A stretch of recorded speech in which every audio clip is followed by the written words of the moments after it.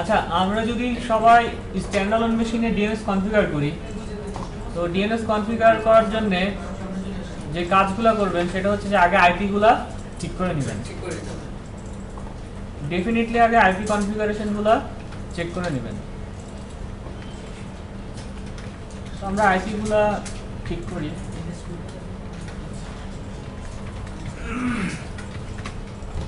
আর এটা যদি আমার প্রাইমারি ডিএনএস সার্ভার হয় আর আরেকটা যদি ডিএনএস সার্ভার থাকে, তো সেটার আইপি আমরা এখানে বলে দিব। হ্যাঁ, নেটওয়ার্কসে গিয়ে আমি আরও যদি থাকে তাহলে আমি এখানে ডিএনএসে এসে আমি অ্যাড করে দিতে পারবো। তো এখন আপনার যদি ম্যাক্সিমাম ডিএনএস থাকে তাহলে কিন্তু আপনার মেশিনগুলো কিন্তু আপনাকে আনসার দিতে দেরি করবে, লেট করবে, অর্থাৎ আপনি স্লো রেসপন্স কিন্তু পাবেন। তো সবচেয়ে বেস্ট হচ্ছে যে দুইটা ডিএনএসই ক্লায়েন্টে ইউজ করা, একাধিক ডিএনএস ক্লায়েন্টে ইউজ না করাই হচ্ছে যে আপনার বেস্ট প্র্যাকটিসেস।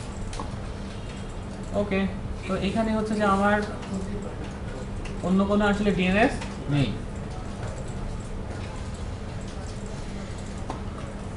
তো এবার যেটা আসেন, সার্ভারের ড্যাশবোর্ডে আসেন। তো এই যে হোস্ট নেমগুলো আমরা ডিএসসিপি সার্ভার করার সময় আমাদের একটা প্রবলেম হয়েছিল না?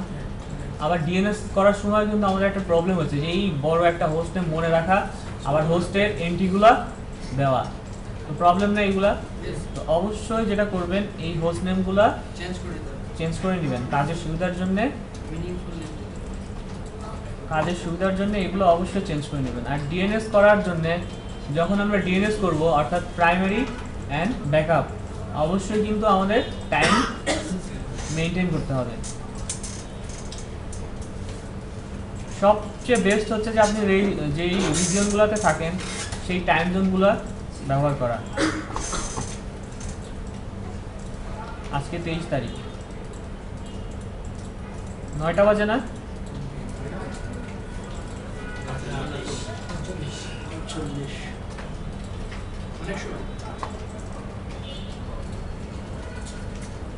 তো এই কাজগুলো আমি করে নিচ্ছি, কারণ এই কাজগুলো করতে করতে আমার অভ্যাস হয়ে গেছে আসলে। কারণ আমি যখন প্রথম আপনার 2011-র দিকে কাজ যখন শুরু করি, 11-12-র দিকে, তখন এই যে এইগুলা ভিডিওতে বলতো যে পি রিকুইজিটগুলো ফলো করা, তো কোনোভাবেই পি রিকুইজিটগুলো আমি কখনোই ফলো করতাম না। যার কারণে কোনো একটা ল্যাব করতে গিয়ে দেখতাম যে এই আপনার পিডিএফ এর সঙ্গে কখনোই আমি মেলাইতে পারতাম না, অথবা কোনো এরর আসতো। তো এরপরে চেষ্টা করলাম যে না, আসলে যা যা বলছে পি রিকুইজিটগুলো ফলো করি। তো এখন আপনাদের দেখবেন যে অনেকেই বাসায় ল্যাব করতে গিয়ে ডোমেইনে জয়েন করানো যায় না, তারপরে হচ্ছে যে অ্যাক্টিভ ডিরেক্টরি ফেইল দেখায়, পি রিকুইজিটগুলো ফেইল দেখায়। এগুলো আপনাদের কাজকে মানে কী করে দেয়, থামায় দেয়। কিন্তু আজকে ল্যাব করতে আসলাম, আজ 3 দিন ধরে ল্যাব করতেছি, কোনো কাজগুলোই হতেছে। সবচেয়ে বেস্ট হচ্ছে যে আগে পি রিকুইজিটগুলো ফলো করে। ওই রকম সমস্যা কিন্তু আমারও হইতো। তো এখন এই যে অ্যাক্টিভ ডিরেক্টরি যতই বানাতে যাই, এখন আর ওই ধরনের প্রবলেম আমি পাই না।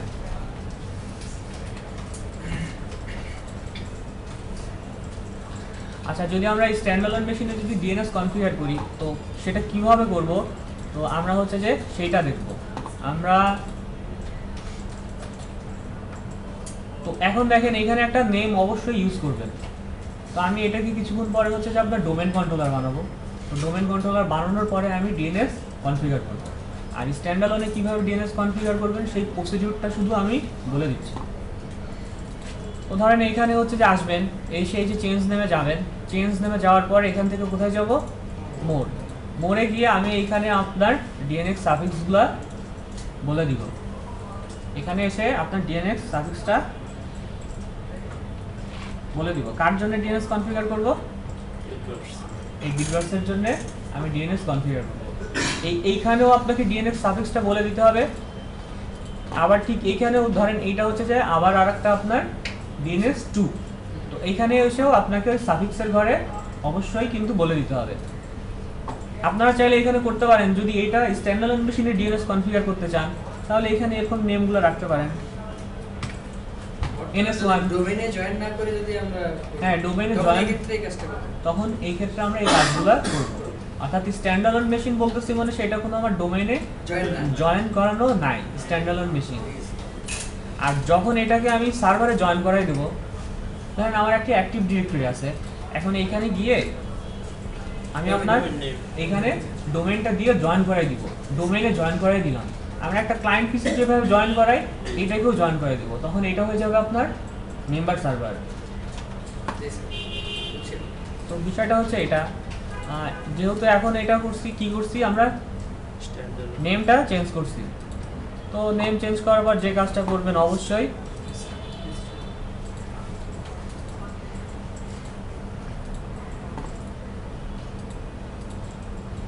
তো রিস্টার্ট হইতে থাক, আমরা এই পাশাপাশি এই মেশিনের আমরা চালুটা করে আমরা এসআইডিটা চেঞ্জ করে ফেলি। আবার এটা যদি আবার চেঞ্জ করতে যায় দেখা যাচ্ছে যে এই পুরো মেশিনটা স্লো হয়ে যাচ্ছে। তো থাক, রিস্ক আর নিব না।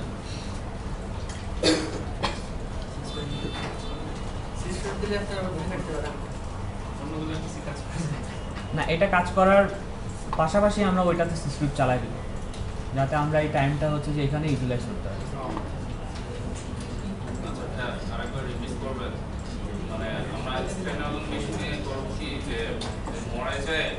মরে গিয়ে আমরা ডিএনএস প্রিফিক্সটা আমরা বলে দিব। হ্যাঁ, ও আচ্ছা আচ্ছা, প্রিফিক্স বলতেছি আর ডোমেইনটা লিখতেছি পুরোপুরি, তাই না? হ্যাঁ, শুধু আমাদের ওই ডোমেইনটুকু লিখে দিবেন। আমাদের ডোমেইনের নামটা যদি বিটবাস হয় তাহলে বিটবাসটা আর ডট কম লেখা দরকার না, ডট কম লেখা দরকার। আর আগে যেটা বললেন, হ্যাঁ আমরা যখন মানে এডিসিতে করতেছি, হ্যাঁ এডিসিতে যখন করতেছি তখন মানে মেম্বার সার্ভার করার জন্য আমরা ওই ডোমেইনটা ওখানে দিয়ে দেব। এডিসি তো আমার আগেই একটা ডোমেইন কন্ট্রোলার, হ্যাঁ, ওইখানে তো আর নতুন করে একটা মেশিন আপনার লস করানোর দরকার নাই। ডোমেইন কন্ট্রোলার আমার প্রাইমারি ডিএনএস আর এডিসিটা হচ্ছে যে আমার সেকেন্ডারি ডিএনএস, তাহলে আমার একটা মেশিন সেভ হইলো। আসলে আপনার ডিএনএসগুলো হয় কি সবসময় ডেডিকেটেড রাখা হয়, ডিএনএস সার্ভারগুলোতে অন্য কোনো সার্ভিস ইনস্টল ম্যাক্সিমাম সময় আপনার থাকে না, যেসব বড় বড় কোম্পানিগুলো বা কর্পোরেট কোম্পানিগুলো। কারণ ডিএনএস নেম রেজুলেশন না হলে আপনার নেটওয়ার্কে আপনি কোনো সার্ভিসই পাবেন না, যে ধরনের সার্ভিসই থাকে আপনার কোনো সার্ভিসই আপনি পাবেন না। এই জন্য বড় বড় কোম্পানিতে আপনার যেগুলো করা হয় ডিএনএস সার্ভারকে আপনার প্রাইমারি এবং সেকেন্ডারি ডিএনএসকে ডেডিকেটেড রাখা হয়। এখন তারা স্ট্যান্ডালোনে করুক, সবচেয়ে মোস্ট সিকিউর হচ্ছে যে আপনার অ্যাক্টিভ ডিরেক্টরি ইন্টিগ্রেটেড ডিএনএস। এই জন্য যারা ওই অ্যাক্টিভ ডিরেক্টরি করে ম্যাক্সিমাম সময় দেখা যায় যে ছোটো কোম্পানিগুলো ওইটাতেই ডিএনএস সার্ভার কনফিগার করে, বাট বড় কোম্পানিগুলো আপনার এইভাবে আসলে ইউজ করে না, যদি ওদের ইউজারের উপর ডিপেন্ড করে ওরা কী করবে। এডি বন্ধ থাকলো বাট ডিএনএস আপনার অ্যাক্টিভ থাকলো, তাহলে তো আমার সমস্যা নেই, এডি যে কোনো সময় আমি আপ করাই দিলাম। আর একই সার্ভারে যদি এডি হয় ডিএনএস হয়, কোনো কারণে এডি যদি বন্ধ হয়ে যায় সেইটা আবার দেখা যাচ্ছে প্রবলেম হবে না।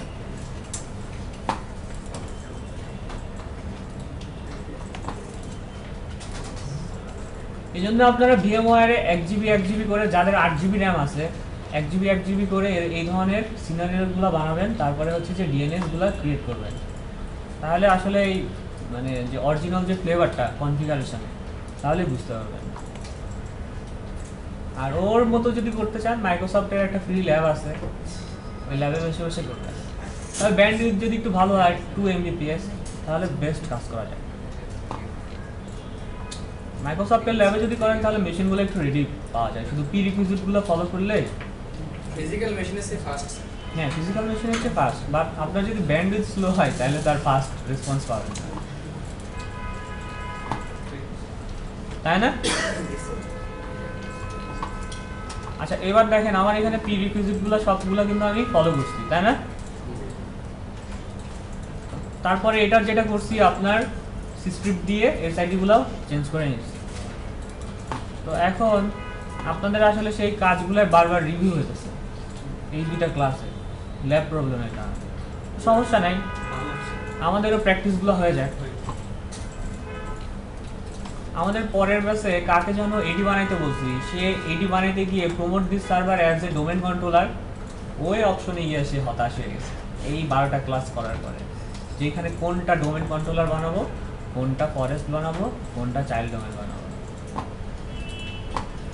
তো এইরকম যদি হয় অবস্থা, তাহলে তো আমি পরের কোয়ার্টার থেকে আর থাকবো না, রিজাইন দিব।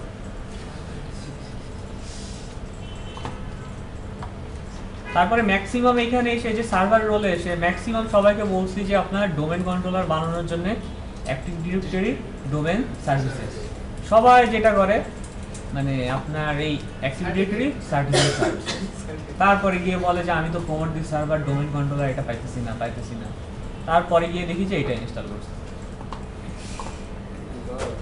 তো এইখানে হচ্ছে যে খেয়াল করেন আমি কিন্তু ডিএনএস সার্ভারটা ইনস্টল করব না, তাই না?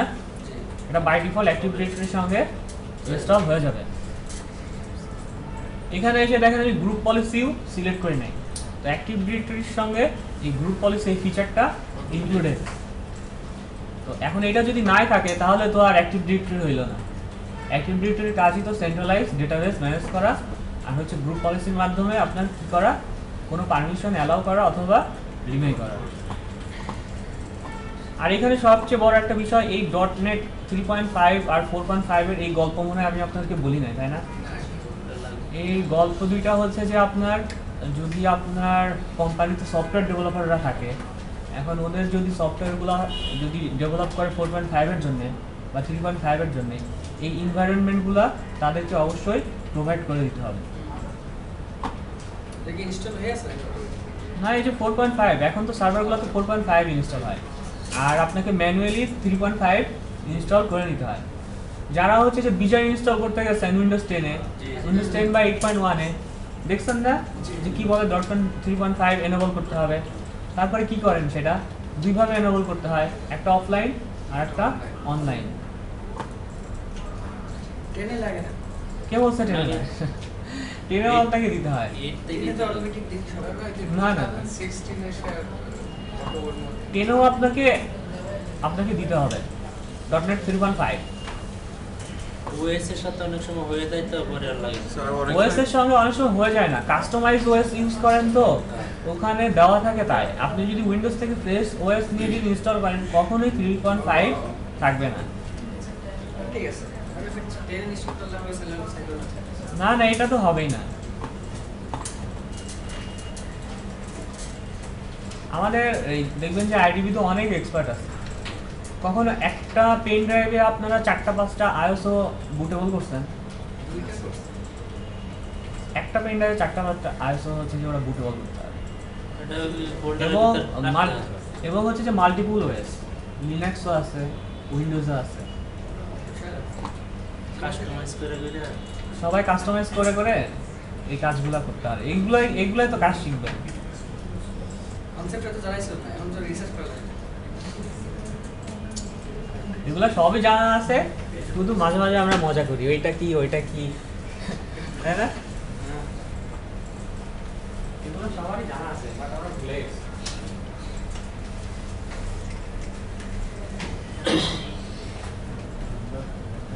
হ্যাঁ বের হয়ে যান এখনই বের হয়ে যান। আরে করছে বললে না থাকলে হাতে করে তাহলে রিভিউ সেট করছে, রিভিউ সেট করছে।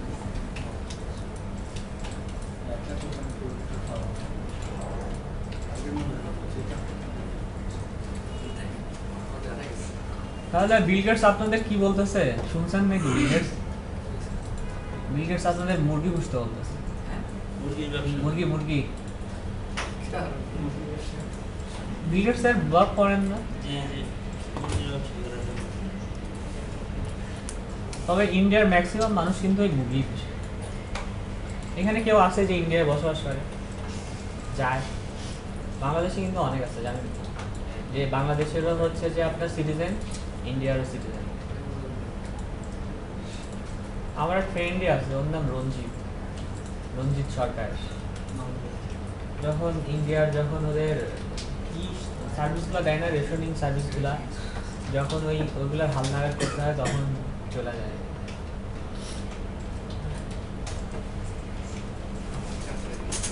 আচ্ছা দেখেন এই সার্ভিসটা সাকসেসফুল। এখন আমরা এইটাকে চাইলে promote this server domain controller, আর এটাকে যদি আমরা কেটে দেই তাহলে এই ওয়ার্নিং মেসেজের এখানে আমাদের এখানে গিয়েও আমরা এটাকে কাজ করাতে পারবো।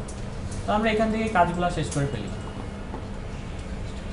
কিছু স্টুডেন্ট আবার এখানে এসে যখন ডোমেন কন্ট্রোলার বানাবে আর একদমই মনে নাই যে কোনটা আসলে বানাবে। এটা খুবই ধরেন যে আসলে দুঃখজনক, তাই না? আপনাদেরও এখানে কেউ আসে নাকি আমি ঠিক জানি না। তো এই জন্যই সবার কাছে কাছে আমার যাইতে হবে যে আসলে সবাই ঠিকঠাক মতো করলো কিনা। এই যে এই কাজগুলা আমি যখন প্রথমে শিখতে যাইতাম তখন এই যে প্রিরিকুইজিটগুলো ফলো না করার কারণে অথবা র্যাম কম থাকার কারণে আমারও হচ্ছে যে আপনার সবসময় এররগুলো আসতো। এইখানে কিন্তু পাসওয়ার্ডগুলো সবাই ওই যে অ্যাডমিনিস্ট্রেটরের যে পাসওয়ার্ড, এই পাসওয়ার্ডগুলো সবাই কিন্তু সেম রাখেন, কারণ অনেক সময় অনেক সার্ভিস ইনস্টল করার জন্য এই পাসওয়ার্ডগুলো দরকার হয়। তখন আপনার সেম পাসওয়ার্ড ব্যবহার করেন, তো তখন ওই যে মনে হয় যে কি এই পাসওয়ার্ড দিয়ে কাজ করলো, তাই না?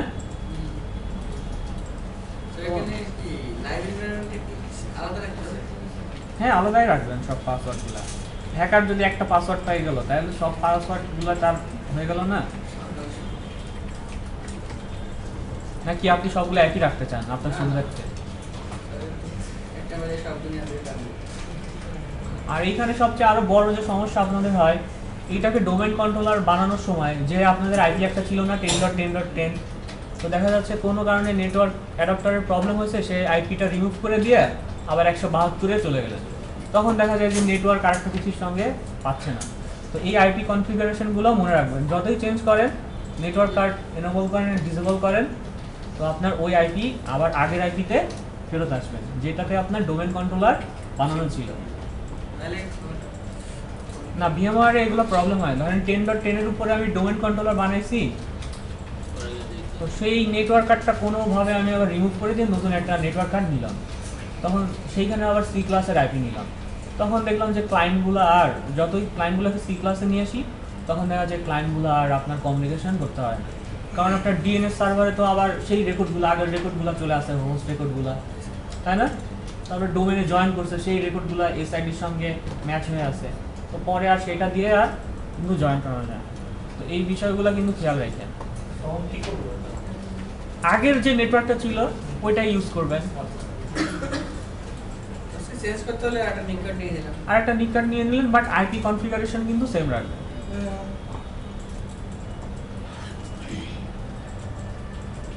ভিএমওয়ারের এগুলো হচ্ছে যে আপনার প্রিরিকুইজিট, এগুলো ফলো না করলে দেখবেন যে আপনার কাজ একটা কাজ এক সপ্তাহ ধরে ট্রাবল শুট করতেছে। ফিজিক্যাল সার্ভারের যদি কার্ডের প্রবলেম না, ফিজিক্যাল সার্ভারের সাধারণত এই প্রবলেমগুলো হয় না। নিক কার্ডের প্রবলেম হলে নিক কার্ড পাল্টাই দিবেন, আইপি কনফিগারেশন তো সেমই রাখতে হবে। এখন আমার বিশাল একটা লাইভ নেটওয়ার্কের একটা অ্যাক্টিভ ডিরেক্টরি আইপি ছিল 10.10, এখন ওইটাকে আমি চেঞ্জ করে সবাইকে বলবো যে আইপিগুলো এইটা হবে? আইপি সবসময় আমি এখানেও যেটা বললাম ওইটাও নিক কার্ড পাল্টাই দিলাম, হ্যাঁ নিক কার্ড সমস্যা হয়েছে, বাট আইপি তো সেম রাখতে হবে, তাহলে আমি আপনাকে সার্ভার পাবো কীভাবে, তাই না?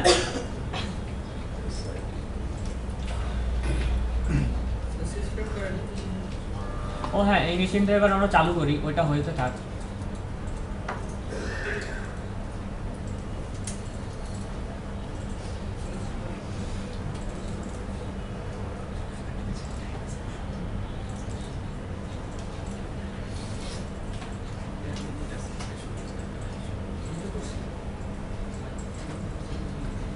আচ্ছা, উইন্ডোজের ক্লাস শেষ হওয়ার আগে কারো যদি কোনো প্রবলেম থাকে তো বলতে পারে যে এই ধরনের প্রবলেম, আর প্রবলেমগুলো বললেন না যে ভিডিও টিউটোরিয়ালগুলো দিচ্ছেন না, পিডিএফগুলো দিচ্ছেন না, এই কারণে প্রবলেম হচ্ছে, এটা বলেন। বাসায় প্র্যাকটিস করেন, কোনো প্রবলেম হলে আমরা জানাই। তাহলে যেটা বলবো আমি আপনাকে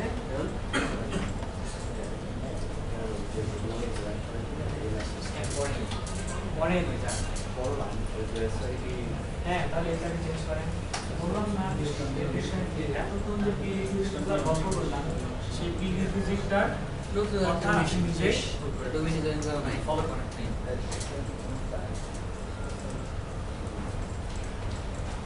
দেখছেন এখন যে প্রিরিকুইজিটগুলোর গল্প করলাম এটা আপনি সার্ভার বানানো আছে জয়েন করুন তাহলে এটা হচ্ছে আপনার ওয়ার্ক করতে আমাদের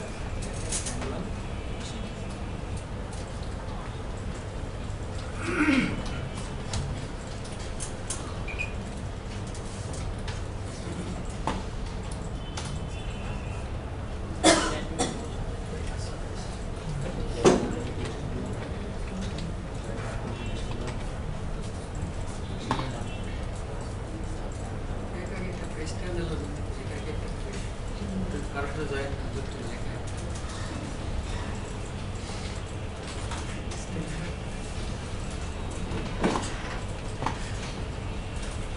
সবচেয়ে ভালো হয় ভিএমআর ল্যাব করার জন্য যদি কারো বাসায় 16 GB র্যাম থাকে। আচ্ছা একটা মেশিন কি 16 GB ম্যাক্সিমাম সাপোর্ট করতে পারবে? হ্যাঁ পারবে? কোডের উপরে? ফিচার মাদারবোর্ডের সাথে না, আমার মাদারবোর্ডের উপর লেখা আছে যে ম্যাক্স 16 GB। ম্যাক্সিমাম 16 জিবি তাহলে ওটা পারবে 16 জিবি বাট আর কিছু কিছু আছে 32 জিবি 16 GB থেকে 12 GB মনে হয় বেস্ট, তাই না? স্যার আমার অফিসে ম্যাক্সিমাম 16 জিবি। কত একটা সাইজ জিবি নাই মানে 8 জিবি আছে 8 GB না হলে কাজ করে ভালো কাজ করে। 8 জিবি আছে ওটা সাইজ জিবি তবে আপনারা যারা ল্যাপটপ কিনে ফেলছেন এখন মনে হইতেছে যদি একটু র্যাম যদি বাড়াই নিতাম, তাই না? সার্ভারের ক্লাসগুলো বা সার্ভারের কোর্সগুলো শিখতে গিয়ে এটা মনে হয় স্বাভাবিক। তখন মনে হচ্ছে 2 GB র্যাম বা 4 GB র্যাম, তাই না? কিন্তু আপনারা খেয়াল করছেন যে প্রসেসর সবসময় কিন্তু ফ্রি থাকে। আপনার ইন্ডাস্ট্রিতেও যদি খেয়াল করেন যে 32 GB র্যামের একটা সার্ভার তার প্রসেসর 2.30 বা 3.30, খেয়াল করেন নাই সবাই? প্রসেসর কিন্তু আপনার এর বেশি কেউ নেয় না, but RAM 32 GB 16 GB processor মোটামুটি ভালোই ফ্রি থাকে।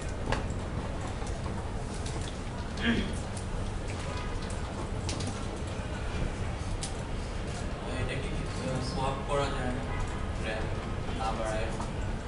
হ্যাঁ, সোয়াপ করা যায়। উইন্ডোজের সোয়াপ কোনো কাজে আসে না। ভার্চুয়াল মেমরি ভার্চুয়াল মেশিন আপনি হচ্ছে যে প্রপার্টিসে গিয়ে বাড়াতে পারেন, তবে এখনকার মনে মেশিনগুলো তো অটোমেটিক বাড়াই নেয়।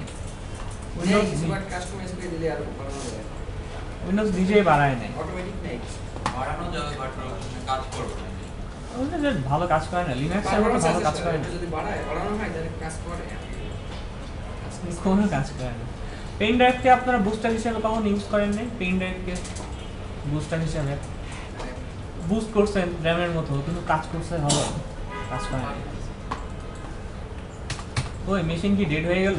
লিনাক্সে কাজ করে হ্যাঁ, লিনাক্সে ডেফিনেটলি কাজ করে, এবং লিনাক্স হচ্ছে যে আপনার রিকমেন্ডই করে যে সোয়াপ মেমোরি আপনার অরিজিনাল মেমোরির টুয়াইস হতে হবে। ডিপেন্ড করে হ্যাঁ, এটা কিন্তু ডিপেন্ড করে আবার কত নিল।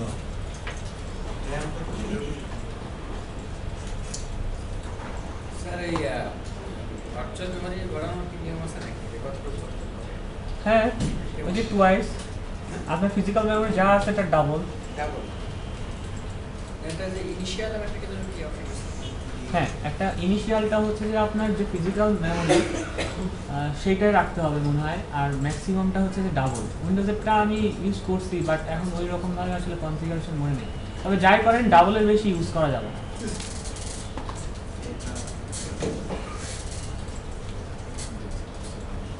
তো এই হচ্ছে যে আমাদের অবস্থা, অনেকক্ষণ পর পর আসবে। আবার নতুন মেশিন পেয়ে যাচ্ছি এইটা যেটা করি আমরা এটাকে স্ক্রিপ্ট চালাই দিই।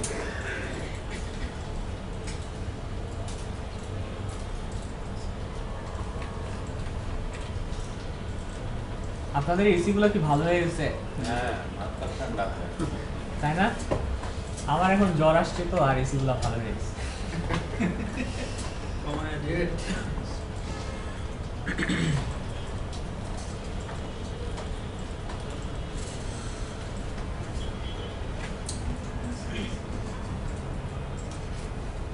আবার নতুন মেশিন দেবে আগে কাজ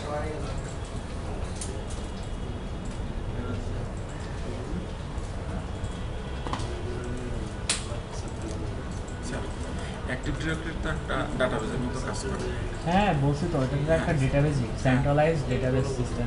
স্যার আমি তো এখান থেকে ইউজার নেম পাসওয়ার্ড যেটা দেবো ইউজার ওইটা ইউজ করবো।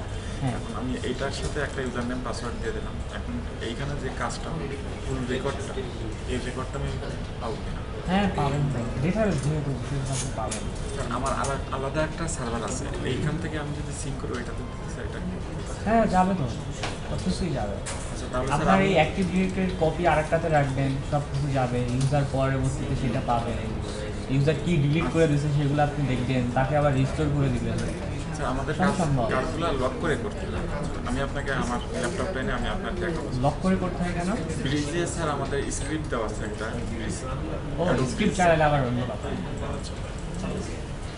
স্ক্রিপ্টগুলো চালাইলে অ্যাডোবের যে স্যার ইয়েটা আছে না অ্যাডোব ব্রিজ, হ্যাঁ, Adobe ব্রিজে ওইটাতে স্ক্রিপ্ট দিয়ে user name login password system করছে। ওইখান থেকে সিঙ্ক হয়ে সব আমাদের ডাটাবেজে আসে। আসলে আপনাদের হয়তো মাঝখানে একটা ইন্টারমিডিয়েট সিস্টেম রাখছে, ডেটাবেসকে প্রোটেক্ট করার জন্য মাঝখানে ইন্টারমিডিয়েট। এটা সিস্টেম অ্যাডমিন আর ডিজাইনারদের উপর ডিপেন্ড করে। না স্যার আমি চাইছিলাম যে যদি অ্যাক্টিভ ডিরেক্টরি এটা হচ্ছে সম্পূর্ণ ডেস্কটপ বেস করে দেবো। আমি এটা দিয়ে লগ ইন করে ঢুকবো আর ওই 8 ঘন্টার ভিতরে সে কতটা কাজ করছে এইগুলো। হ্যাঁ সব লক ফাইল আছে না? হ্যাঁ, হ্যাঁ, এটা এই জন্যই তো অ্যাক্টিভ ডিরেক্টরিকে আপনার সেন্ট্রালাইজড ডেটাবেস সিস্টেম বলে। এখন ইউজার কী করছে না করছে এগুলো রেকর্ড করার জন্যই তো আমি ডোমেনে তাকে জয়েন করে দিচ্ছি। তাকে পারমিশন অ্যালাউ করবো, তাকে কোনো পারমিশন ডিনাই করবার জন্যই তো আমি অ্যাক্টিভ ডিরেক্টরি ইউজ করতেছি। সার্ভারটা রেডি করছে। এই জন্যই হচ্ছে যে আপনাদেরকে গ্রুপ পলিসির বস হইতে হবে, প্রতিটা গ্রুপ পলিসির বস হইতে হবে। ম্যাক্রো সার্ভারটারে স্যার উইন্ডোজ সার্ভার তৈরি করছে। আচ্ছা এখন হচ্ছে যে অ্যাক্টিভ ডিরেক্টরি হয়ে গেছে, এখন আপনাদের কাজ কি? DNS কনফিগার করনি, আইপিটা চেঞ্জ করবো না? আইপিটা দেখে নেওয়া। আইপিটা চেঞ্জ না করে আমরা যেটা করি ইউজার বানাই এবং ক্লায়েন্টকে জয়েন করানোর চেষ্টা করি, তখন আর ক্লায়েন্ট জয়েন করতে পারে না। তখন মনে হয় যে জয়েন করতেছে না, এটা কেন হইতেছে না, ওইটা কেন হইতেছে না।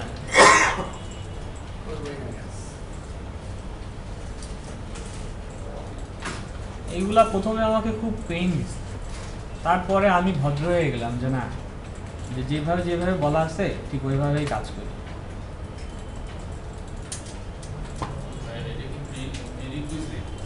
হ্যাঁ অবশ্যই।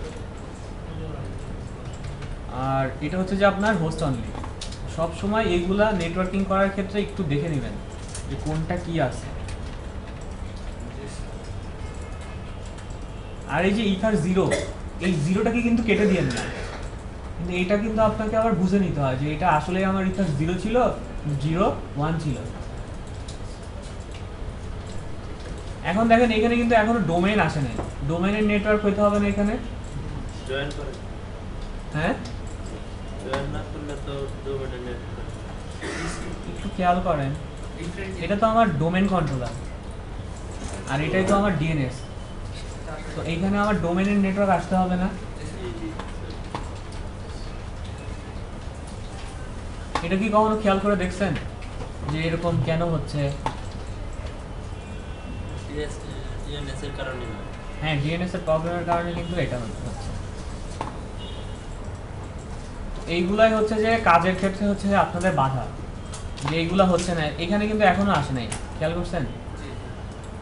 এখন যদি কোনো ক্লায়েন্ট যদি জয়েন করাতে চান দেন কি হবে? এইগুলাই হচ্ছে যে আপনাদের মানে আমাদের হচ্ছে যে ভিএমওয়্যারের প্রবলেম, এখনো কিন্তু নেটওয়ার্কটা পায় নাই।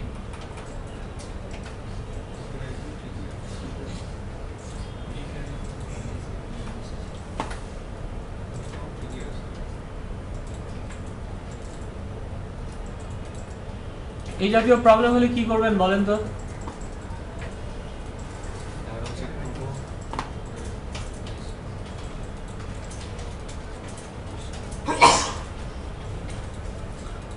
এই জাতীয় যদি প্রবলেম হয়, এখন যদি আমাদের কোনো একটা উইন্ডোজ 7 ক্লায়েন্ট থাকে আর এটা যদি আমরা জয়েন করাতে চাই, দেখবো যে আমাদের এই নেটওয়ার্কে জয়েন করাতে আমরা পারতেছি না। তো এই জন্য আমরা অবশ্যই ভিএমওয়্যারে কাজ করার সময় আমরা ইনশিওর করব যে এখানে আপনার এই নেটওয়ার্কগুলো ডোমেইনে আসছে কিনা। এখন এটা ডোমেইন হয়ে গেছে না, এখন পর্যন্ত দেখেন আমার কিন্তু এখানে কোনো ডোমেইনে আসে নাই।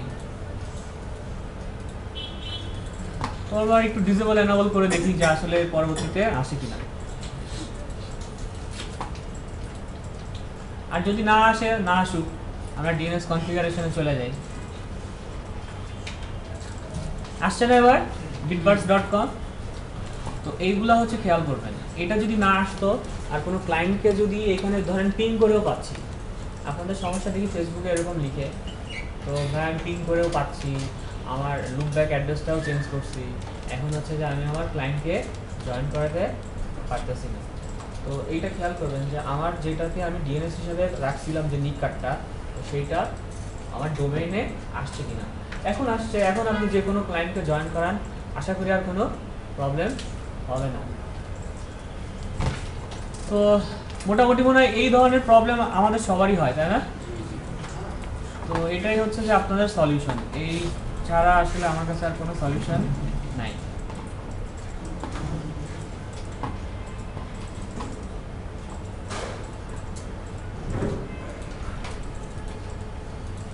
তো একসঙ্গে যদি 4 জিবি এই যে দুইটা চালায়, এটাই হচ্ছে যে আমার কাছে সবচেয়ে বড় একটা বিরক্তিকর বিষয়, যে এই যে আসতেই থাকবে, এখানে লিখলাম এটা আসতেই থাকবে।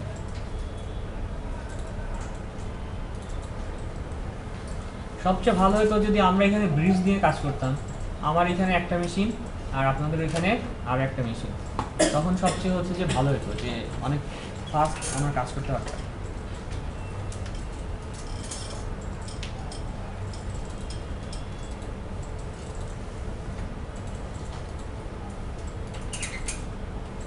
আচ্ছা, এখানে দেখেন আমরা রাইট বাটন ক্লিক করে যদি একটা অপশন দেখি, এখানে কোনো পার্সোনালাইজ অপশন কিন্তু নাই। এটা যদি ইনস্টল করতে চান তাহলে এটা হচ্ছে যে একটা ফিচার, তো এটা কিন্তু অ্যাড রোল ফিচার্সে গিয়ে কিন্তু আবার ইনস্টল করে নিতে হবে। দেখেন এখানে কিন্তু নাই, তাই না? আমরা এই যে এখানে দেখেন এই যে উইন্ডোজ 8-এ এখানে যে পার্সোনালাইজ অপশনটা আছে না, তারপরে আমরা এই যে এখান থেকে ডেস্কটপ আইকনগুলো আমরা ডেস্কটপে নিয়ে আসতে পারি না, তো এটা কিন্তু সার্ভারে বাই ডিফল্ট থাকে না, চাইলে কিন্তু এই অপশনটা আপনারা ইনস্টল করতে পারেন। তো এইগুলো আমার এই বেসিকগুলো আপনাদেরকে দেখানোর কথা ছিল, তো এটা একেবারেই সহজ। তো এটা ধরেন যে না দেখে,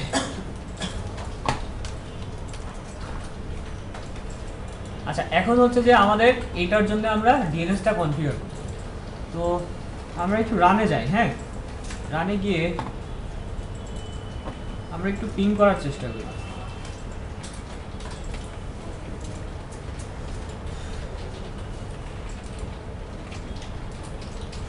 তো আমাদের এই পুরো কম্পিউটারের এখন FQDN-টা কি? dc.bitburst.com। এটা আমার হচ্ছে FQDN না পুরোটা, তো এইটাকে হচ্ছে যে দেখে আমি পিং করে আসলে পাই কিনা, পাচ্ছি না আমরা। তো এখন যদি এটাকে যদি আমরা www দিয়ে খোঁজার চেষ্টা করি, তাহলে কিন্তু আমরা এখনো এটাকে পাচ্ছি না, কারণ এটার হচ্ছে এখনো কোনো হোস্ট রেকর্ড আপনার আমি দেই নাই। আবার যদি ns লুকআপ করতে চাই, তো তাহলেও দেখবো যে আমাদের সার্ভার নোন যদি খুঁজেও পায় তাহলে দেখবো আননোন, তাই না? কারণ হচ্ছে আমার কোনো রিভার্স লুকআপ ক্রিয়েট করা নাই। তো আমরা টুলস থেকে হচ্ছে যে ডিএনএস এ যাই। সবাই কি আমার সঙ্গে আগাচ্ছেন নাকি সবাই এই মনিটর খেয়াল করতেছেন কোনটা? একসাথে হয় না কেন? দেখলে করা যায় না, করলে দেখা যায়। দেখতে গেলে আবার দেখতে গেলে বুঝতে পারে না। এখন যদি টাকা দিয়ে কোনো ট্রেনিং সেন্টারে যান তাহলে সেখানে তো একই প্রবলেম হবে, আর ওরা তো প্রফেশনাল, ওরা তো আপনাকে আর সময় দিবে না। আমি বসে বসে আগে দেখি, পরে বাড়িতে প্র্যাকটিস করি। বাসায় গিয়ে তো ওই যে পরের দিন আসেন বলেন যে স্যার ভুলে গেছি, তাই না? মনে থাকে। তো এখানে দেখেন এই ডোমেইনটা হচ্ছে যে আমার অ্যাক্টিভ ডিরেক্টরি ইন্টিগ্রেটেড হিসেবে আমার এই ডিএনএসটা কনফিগার করা। তো তো এখানে যেটা করব, এখানে হচ্ছে যে আমার এই যে হোস্ট রেকর্ড আছে, তাই না?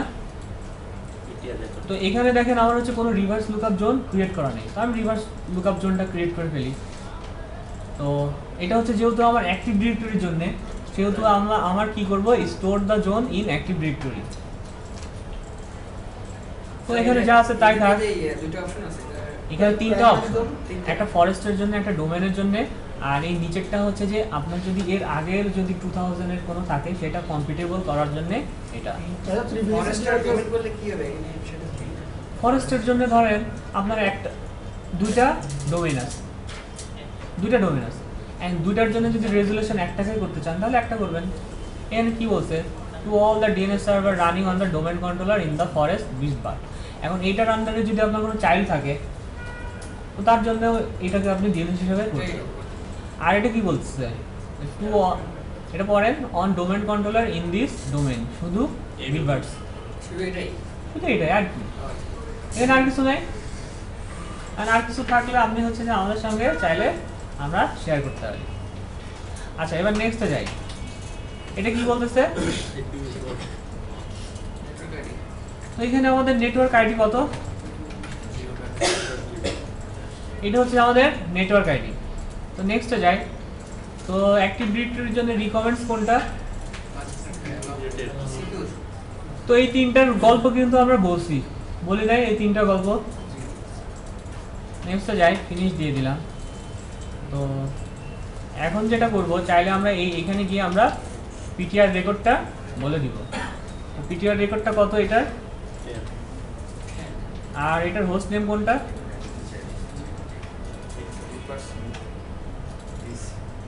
এটা না? আচ্ছা, আমরা তো হোস্ট রেকর্ডগুলো দিয়ে আসি নাই, এখানে আমরা চাইলে আরেকটা হোস্ট দিতে পারি। হ্যাঁ, আমাদের আইপি কত ছিল এটা। তো এখানে একটা অপশন খেয়াল করেন, আমরা ধরেন নতুন করে রিভার্স লুকআপে দিয়ে আমরা পিটিআর রেকর্ডটা নতুন করে আপডেট করব না। তো এখানে যদি আমরা ক্লিক করি তাহলে আমাদের অটোমেটিক পিটিআর রেকর্ডটা আপডেট হয়ে যাবে। আমরা গিয়ে দেখবো যে রিভার্স লুকআপ জন্য অটোমেটিক্যালি পিটিআর রেকর্ডগুলো চলে গেছে। তো এখন যদি আমরা যাই এখানে রিভার্স লুকআপ জোনে, তো দেখবো যে আপডেট আপনার পিটিআর রেকর্ডগুলো চলে আসছে না, এটা পিটিআর রেকর্ড। তো এখানে এসে যেটা করি, আমাদের তো হোস্ট রেকর্ডগুলো আছে, তাই না? তো আমরা একটা সি নেম ক্রিয়েট করি। তো সি নেম এখানে কার জন্য ক্রিয়েট করব, dc.bitbuds.com। তো ওইটাকে আমরা ডিসি বলে কল করব না, ওইটার জন্য আমরা পুরা একটা fqdn তো দিলাম আমরা এখানে। তো এই হচ্ছে যে আপনার মোটামুটি ডিএনএস কনফিগার করা শেষ। এখন যেহেতু আগে আমরা এর ক্যাশেতে বলে রাখছি না,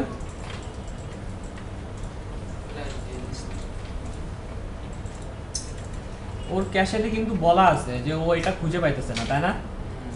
তার মানে এখন কি ক্যাশে ক্লিয়ার করা লাগবে না? তো সার্ভার ক্যাশে ক্লিয়ার করার জন্য কি কমান্ড বলছিলাম, ক্লিয়ার ক্যাশ।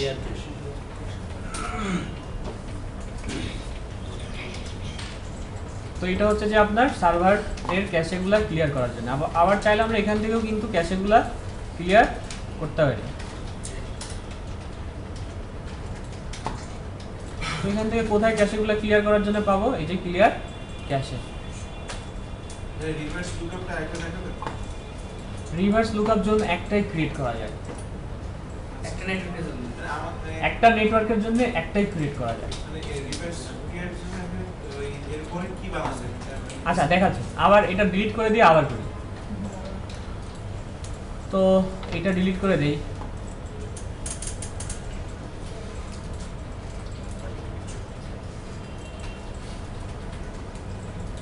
তো একটা নেটওয়ার্কের জন্য কিন্তু রিভার্স লুকআপ জোন সবসময় একটাই হবে, এখানে তো সমস্যা নেই।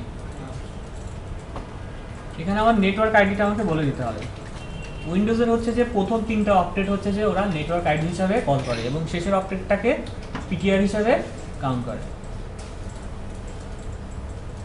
আমার এখানে একটা জোন নেমস আছে, আপনি জোন নেম চাই?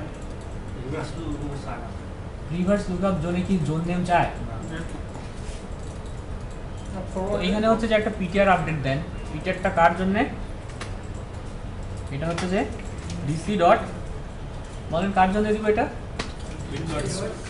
bitbars.com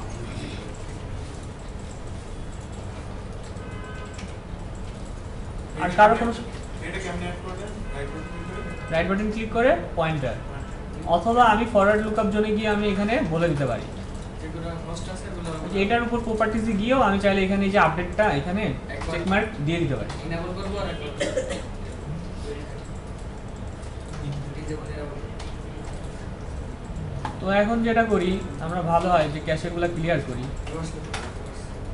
রিভার্স ফরওয়ার্ড এবার হচ্ছে যে সবাই পিং করি। আরে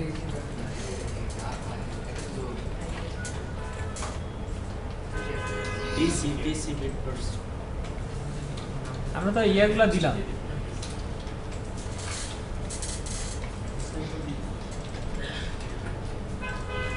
আইপি6টা বলতে পারছেন হ্যাঁ, আইপি6 না IPv6 দরকার নেই, আবার IPv6 আপনাদেরকে পড়াতে হবে না। নেটওয়ার্কিং বোঝাতে গিয়েই এমনিতেই ফাঁকি দিছি সাবনেটিং। আপনাদের বি দেখায় নেয়, এ দেখায় নেয়, সি দেখাইতে গিয়েই সারাদিন সারাটা ক্লাস। বলেন বি দেখাচ্ছি, এ কিন্তু এ বি দুটাই দেখানোর কথা ছিল, সি দিয়েই সারাদিন ফাঁকি দিয়েছি। হইছে আবার এইখানে হচ্ছে যে আইপি ভার্সন 6 দেখাবো, যেটা আমাদের সিলেবাসেরই বাইরে। আচ্ছা এখন দেখেন এনএস লুকআপ করলে কিন্তু আমাদের সার্ভার নেম কিন্তু আর আননোন দেখায় না। তো মোটামুটি আমাদের হচ্ছে যে ডিএনএস কনফিগার করা শেষ অ্যাক্টিভ ডিরেক্টরির জন্য। তো এখন যেটা করেন সবাই ক্লায়েন্ট তৈরি করেন।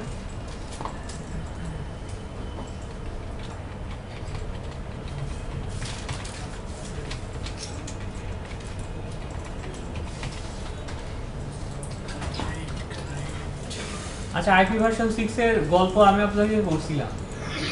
আইপি ভার্সন 6 এর হচ্ছে যে কোনো কি সাবনেটিং আছে? না। কোনো মাল্টিকাস্ট অ্যাড্রেস আছে? মাল্টিকাস্ট অ্যাড্রেস রাইট আছে মাল্টিকাস্ট অ্যাড্রেস আছে, ব্রডকাস্ট অ্যাড্রেস নাই। বললাম না আপনাদের এই বেসিক ভাইবারগুলোই তো ধরে। আপনারা কি বলবে যে একটা আইপি ভার্সন 6 এর আইপি লিখেন, সেটাকে আবার ইয়ে করেন, এইগুলাই তো আপনাদেরকে জিজ্ঞাসা করবে। ইন্টারভিউতে গেলে স্যার ভয় লাগে ভয় লাগে না? আর যখন ক্লাস নিতে আসতে বলি তখন আর ভয় লাগে। অথবা ইন্টারভিউতে এসে দেখছেন চাকরি থাকলে না চাকরির কল পাওয়া যায়, তাই না? আর যাদের কোনো চাকরি নেই তারা কল পায় না। তেলের মাথায় তেল সবাই দেয়। একটা ফ্রেন্ডসের গতকালকে এখানে জয়েন করছে 23,000 টাকা, আজকে আর একটা ডাক পাইছে।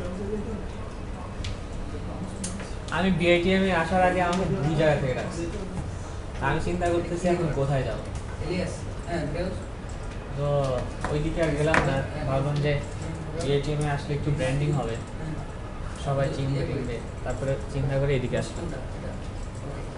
কোম্পানি তো জব করলে তো কেউ চিনবে না। এখন দেখা যাচ্ছে যে যতগুলো ব্যাচ শেষ করছি মোটামুটি 50 বা 100টা কোম্পানির এমপ্লয়ীদের সাথে এখন পরিচয়টা হয়ে গেছে। তো ওইগুলা চিন্তা ভাবনা করে এখানে এসেছি যে না, এখানে বিআইটিএম এ যতদিন থাকি তারপরে হচ্ছে যে নেক্সট উইকে তাহলে মুরগির ফার্ম করছি হ্যাঁ, ওই যে যেহেতু গুরু বলছে, সে তো পরিশ্রম করে বড়লোক হয়েছে, $1 করে নিয়েই বড়লোক হয়েছে, তাই না? তো চিন্তা ভাবনা করতেছি আবার প্রতিবেশীগুলো যদি ভালো হয় তাহলে তো মুরগির ফার্মগুলো চলবে। যদি প্রতিবেশীগুলো পৌরসভাতে গিয়ে কমপ্লেন করে তাহলে তার মুরগির ফার্ম থাকবে না।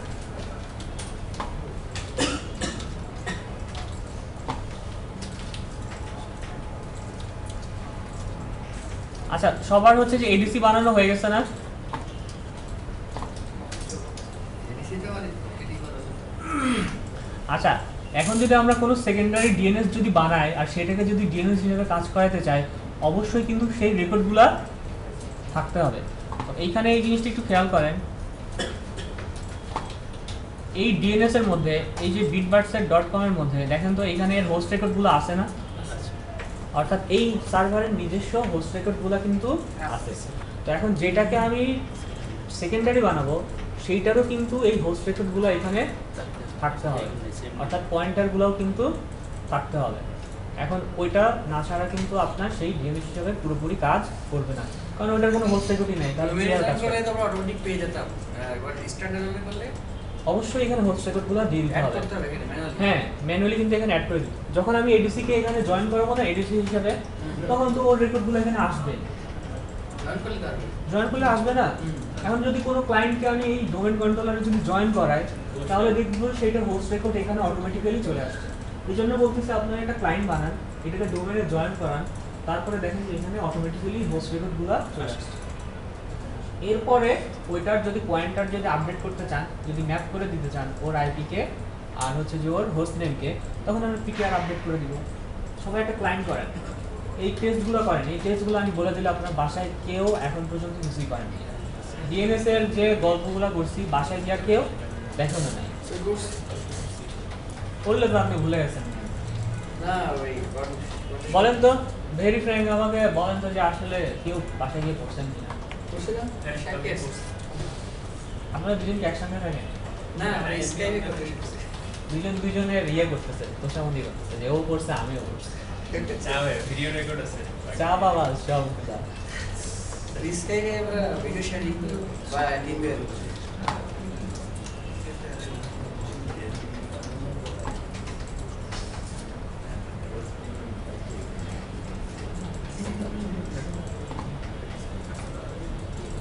আচ্ছা, আমার পরিশ্রমটা কমানোর জন্য এই যে আবারও যেটা বলতেছি, এইখানে যদি আমি আপনার টাইমগুলো ঠিক না করি, তাহলে কিন্তু আবার এটি আবার এডিসি বানানোর ক্ষেত্রে আমার অবশ্যই দেখবেন যে কোনো না কোনো প্রবলেম হয়ে গেছে। তো এখন আমাদের যে এই এডিসি বানানোর জন্য যে প্রি রিকুইজিটগুলো ছিল সবাই আমরা ফলো করি। এখন টাইম কয়টা বাজে? 24।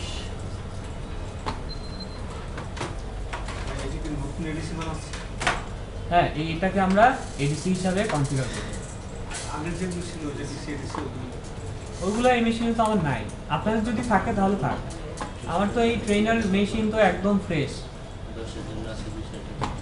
আর জাস্ট এডিসি নাম দিয়েছে। না, এডিসি নাম দিচ্ছে হচ্ছে আপনাদের বোঝার জন্য। আমাদের এই কাজগুলো গাইড করা ছিল না, হ্যাঁ, আপনাদের তো করা ছিল। এডিসি করে ওই যে বলেন যে আমরা আমার আলাদা ছিল না করতে হবে। তো ওটা মেম্বার অনলাইন তাহলে বসে এডিসি করে থাকলে মনে আসছিল না আমার এডিসি করা আছে। স্ট্যান্ডার্ড না, এখন এডিসি বানাচ্ছি আমরা যাতে পরবর্তীতে বুঝতে পারি যে এটা আমাদের এডিসি। ও আচ্ছা। স্ট্যান্ডার্ড আর আগে যে বললাম পার্থক্য স্ট্যান্ড অ্যালোন স্ট্যান্ডার্ড মেশিন আর আমরা ওটা একটা ক্লায়েন্টের জন্য, ওটাকে আপনি ক্লায়েন্ট ওএস হিসেবে ইউজ করতে পারেন। আবার ওটাকে চাইলে কোনো সার্ভারের কোনো সার্ভিসও ইনস্টল করতে পারেন, বাট ওইটা কিন্তু আপনার লজিক্যাল টপোলজির মধ্যে নাই। আমরা প্রথম দিন দেখছিলাম না যে আমাদের দুই ধরনের টপোলজি আছে, একটা ডোমেনের জন্য একটা টপোলজি, আর একটা হচ্ছে আরেকটা আপনাদের সিঙ্গেল একটা টপোলজি ছিল, যেগুলো আপনার আমাদের ইন্ডিভিজুয়ালি ম্যানেজ করতে হয়। এই পার্থক্যগুলো আমরা প্রথমে দেখছিলাম না যে ডোমেনের টপোলজিকে কি বলে, আর ডোমেনের মধ্যে আসলে এই টপোলজিটাকে কি বলে, আর এগুলোর বেনিফিটসগুলো কি। আমরা এগুলো তো প্রথম উইন্ডোজ অপারেটিং সিস্টেমে পড়ছি। ডিরেক্টরি কন্ট্রোলে যে ডোমেইন নেমটা দিচ্ছি এটার জন্য কি ফরওয়ার্ড লুকআপ করা যাবে? কোনটার জন্য? না, এখানে আমরা এসে আর কোনো কিছু করবো না, আমরা এইখানে ডিসিতে যা করব এখানে সব কিছু সরাসরি চলে আসবে। ডিসির কথাই বলছি, মানে আমি যে আগে যেদিন করছিলাম ওই দিন তো নতুন একটা ডোমেইন নিয়ে নেম নিয়ে করছিলাম। হ্যাঁ, আর যেটা ডোমেইন কন্ট্রোল আমার যে ডোমেইনটা আছে ওইটার জন্য কি ফরওয়ার্ড লুকআপ করা লাগবে না? না, কিছু করা লাগবে না। আচ্ছা, এইখানে দেখেন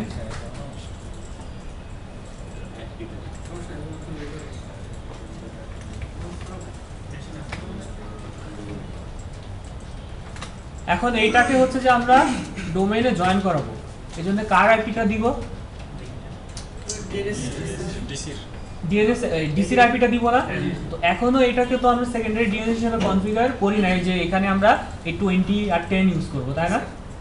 তো এইগুলো একটু খেয়াল রাখেন, কারণ সবাই আবার ওই ভুলটা আইপি দিয়ে ভুলটা করে ফেললে তখন কিন্তু আবার কনফিউশন হয় এখানে কনফিউশন হয়। বলাই বেশি। এখানে ওটা ওই আইপিটা হবে না। না, এখন তো আমি এটা এডিসি বানাবো, একটু খেয়াল করি আমরা এই আইপি কনফিগারেশনগুলো। এখন দেখেন এইটার আইপি কত 20। এখন এইটাকে আমি কি করব, এডিসি বানাবো না, তো আমি তো একটা এটার জন্য ডিএনএস কনফিগার করছি, তো এখন এইখানে আমি সেই ডিএনএস আইপিটা দিব। আপনাদের মনে হচ্ছে যে এখানে আমরা 20 দিব, এখন 20 দিলে ও ডিএনএস রিজলভ করবে কিভাবে? সেকেন্ডারি 2 নাম্বারটাতে দিলে হবে না? ওয়ার্ড ট্যাব হ্যাঁ হবে, কিন্তু সময় লাগবে, টাইম লাগবে না? টাইম লাগে। তোমাকে ওইখানে বুঝবে। আগে আমরা যেটা করি, প্রথমে আমাদের যেটা হবে, প্রথমে এখানে 10টাকে ডিএনএস হিসেবে খুঁজবে, কোনো রেসপন্স পাবে না, কারণ এখানে 20টা আমার ডিএনএস হিসেবে কনফিগার করেনি। সরি, আমি কিন্তু ভুল বলে ফেললাম, এখানে বলছি 10। তো এখানে প্রথমে 20কে ও খুঁজবে, তো এটা তো আমার 20 তো আমার ডিএনএস সার্ভার না, তো তাহলে কি রেসপন্স কি আসবে, কি ধরনের আনসার আসবে? নেগেটিভ। তখন পরবর্তীতে আবার অল্টারনেটিভ ডিএনএস যদি আবার 10 ব্যবহার করেন, তখন আবার 10-এ যাবে। তো এখানে কোয়েরিটা একটু লেন্দি হয়ে গেল না?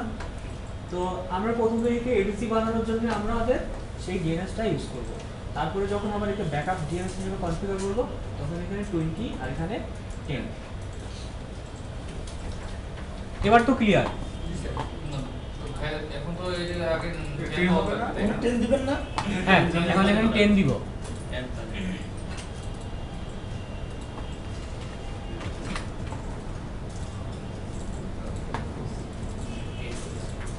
আর ডিএনএস যতগুলা থাকবে, আপনি প্রথম ধরেন আপনি 3টা ডিএনএস আছে, আপনি 1 নম্বর ডিএনএস কে রাখবেন, 2 নম্বর ডিএনএস কে 2 নম্বরের জায়গায় রাখবেন, 3rd নাম্বার ডিএনএস কে অপশনালে রাখবেন। এখন যেটা করবেন, 1 নম্বর আর 2 নম্বর ডিএনএস কে বন্ধ করে দিয়ে আপনি কোয়েরিগুলো চালাবেন, দেখবেন যে আপনার কোয়েরি কত দ্রুত আপনি আনসারগুলো পান। একটু চেক করে দেখবেন যে আসলে কি হয়। আচ্ছা, যেহেতু আমরা নেমগুলো চেঞ্জ করছি, সেহেতু আমাদের কি করতে হবে, অবশ্যই দিয়ে দিতে হবে।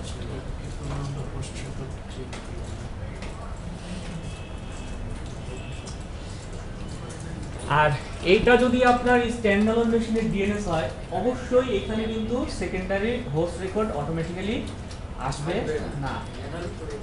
কখনোই কিন্তু সেকেন্ডারি হোস্ট রেকর্ড, এই যে দেখেন যে ডিসি, এটা হচ্ছে যে ধরেন এখানে এটার নেম ছিল NS1, সাপোজ এটা ধরে নেন এটা NS1 আর ব্যাকআপের নেমটা হচ্ছে যে NS2।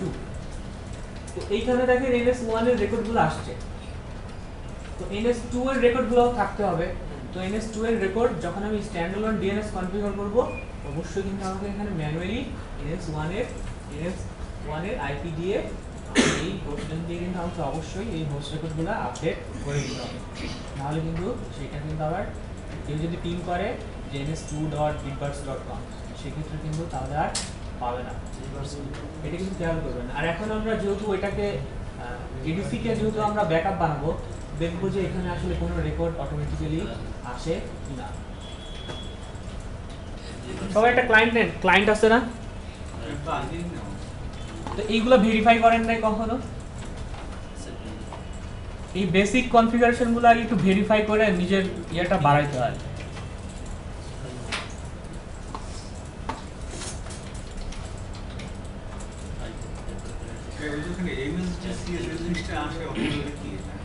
এই যে অ্যাক্টিভ ডিরেক্টরি ইন্টিগ্রেটেড জোনের জন্য এটা আসে। এখন এখানে যদি আমরা আরেকটা ডিএনএস কনফিগার করি আর সেটা যদি আমাদের অ্যাক্টিভ ডিরেক্টরি ইন্টিগ্রেটেড না হয়, তাহলে এই অপশনটা আসবে না।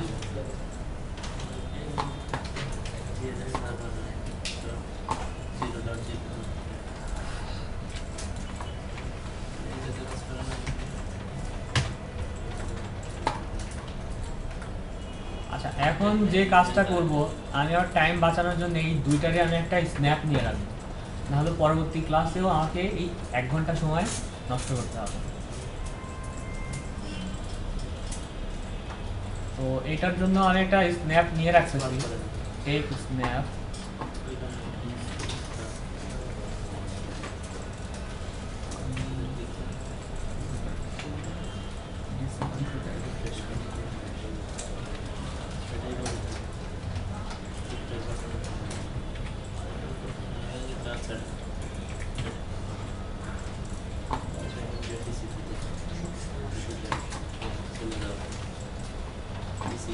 নিচের দিকে দেখেন এই যে পার্সেন্টেজ কাউন্ট হইতেছে, এই পাশে যে এখন এই স্ন্যাপগুলা কাজ করতেছে না। এডিসি নেম একদম পেছন থেকে মনে হয় কিছুই দেখা যায় না, তাই না? আমাদের অ্যাডাল্ট কলেজের মতো এই ক্লাসরুমগুলো হবে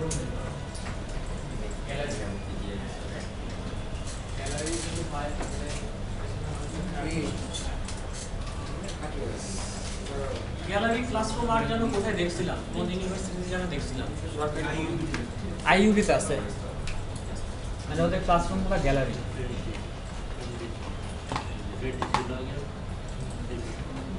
অ্যাডাল্ট কলেজে সেই সময়ের তো এই জন্য আপনার ওদের কিছু কিছু ক্লাসরুম গ্যালারি, কারণ ব্রিটিশদের করা ওদের বুদ্ধি, ওদের বুদ্ধিগুলা যদি বাঙালি এই সময় শুনতো তাহলে একটু মনে হয় আগায় থাকতো, অন্তত ঢাকা অনেক আগায় থাকতো। কারণ ব্রিটিশের সময় বাংলাদেশে এই ঢাকা শহরের ট্রেন লাইনের কথা মানে বলা ছিল, সবার জন্য হচ্ছে যে রেল লাইনের ব্যবস্থা করবে পাবলিক ট্রান্সপোর্টের জন্য, তাহলে আর এই ধরনের প্রবলেম আজকে যানজট এরকম হচ্ছে না। দেখা যাচ্ছে এক ইয়াতেই শিডিউলেই আপনার 200 জন অফিসে চলে আসছে, 500 জন, তার পরবর্তীতে আর কোনো লোক নাই। আর বাসে এই যে ক্লাস নিয়ে তারপরে ঝুলতে ঝুলতে যায় বাজারের মতো কোনো মানে বাসায় গিয়ে আর মনে হয় চোখেই দেখি না, এরকম অবস্থা। সেই জন্যই আমার বাস ধরতে আমার 1 ঘন্টা সময় লাগে, কখন দেখবো যে একটা খালি বাস মানে আসবে। বাইক আমি বাইক চালাতে হয় না, আমি বাইক এখনো শিখি নাই, শিখে নেবো না, না বাইক আমি চালাই না।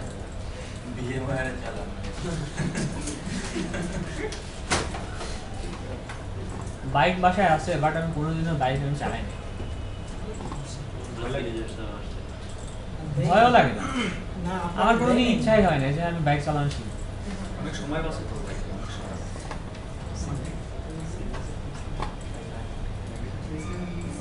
বাট আমি কিন্তু MotoGP খেলছি,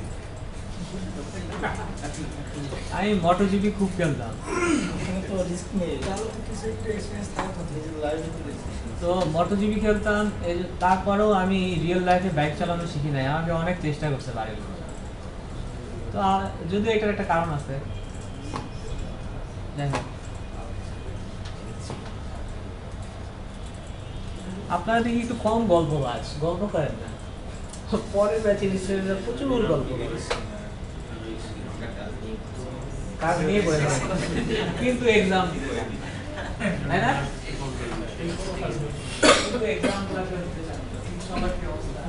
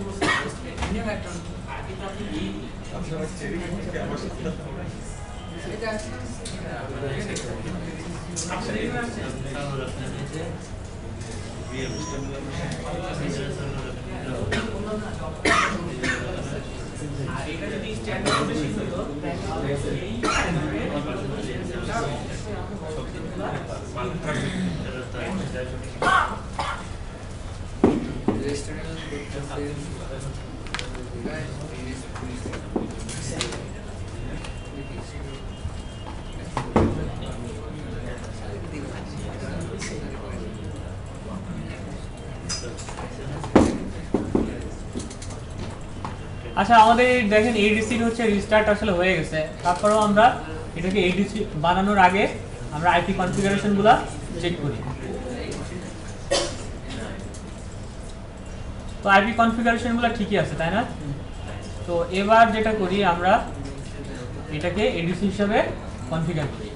আর এখানে একটু খেয়াল করেন, এখানে ডিএনএস এর মধ্যে আমার কোনো এডিসির কোনো রেকর্ড কিন্তু নাই। এইখানে যে এটা হচ্ছে যে আমার ডোমেন কন্ট্রোলার, তো এইখানে দেখেন আমার এডিসির কোনো হোস্ট রেকর্ড কিন্তু নেই। তো আমরা এটাকে এডিসি হিসাবে কনফিগার করি। তার আগে যেটা করি, এটাকেও আমরা স্ন্যাপ নিয়ে রাখি, নাহলে আমাদের পরে খবর আছে। এখন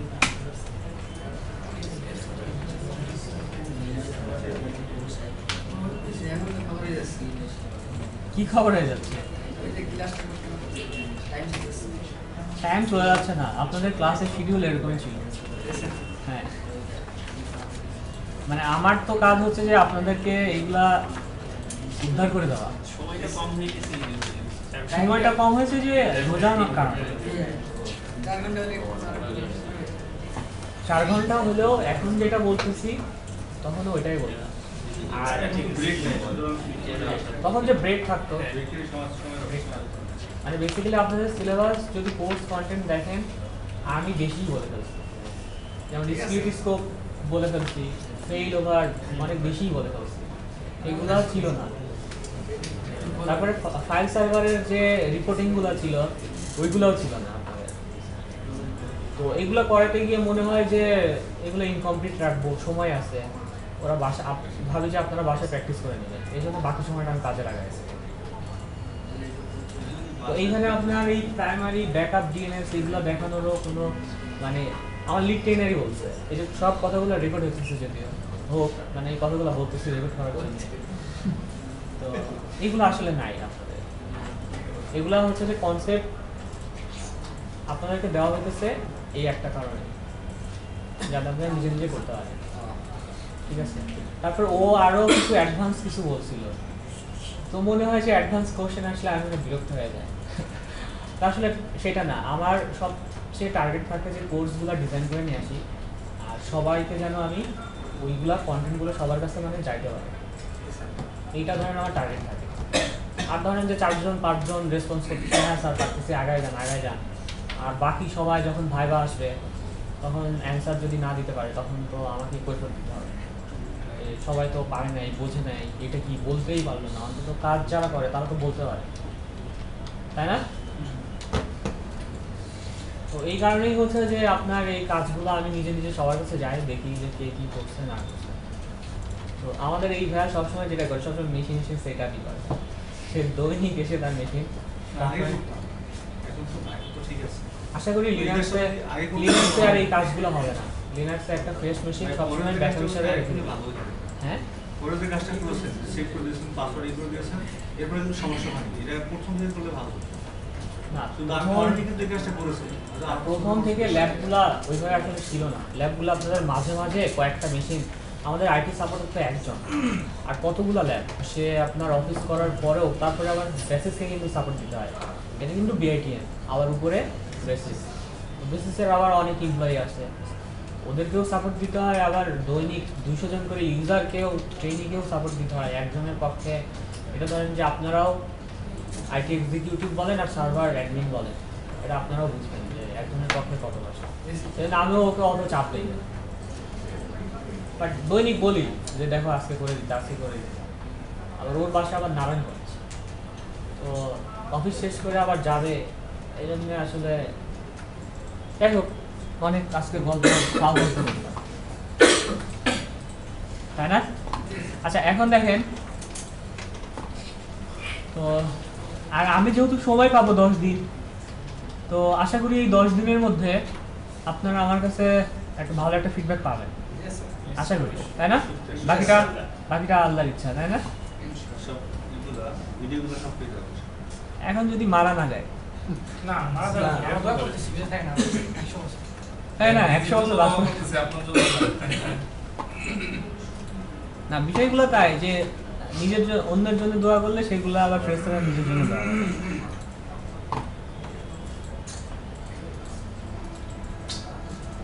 আচ্ছা এখানেও তো আমাকে কিন্তু ডোমেইন কন্ট্রোলার বানাই আর হচ্ছে যে ব্যাকআপ বানাই, এখানেও কি করতে হবে আপনাকে?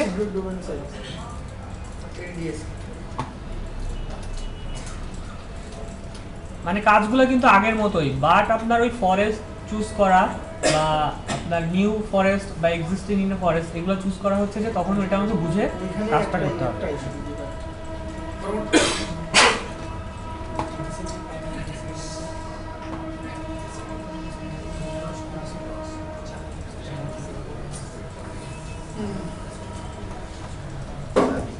আপনাদের মনে হয় সময় নেয় আর, আছে তো আপনাদের আছে চলে যাওয়ার জন্য খুবই মনটা অস্থির না, হচ্ছে। দেখাচ্ছেন তো আরো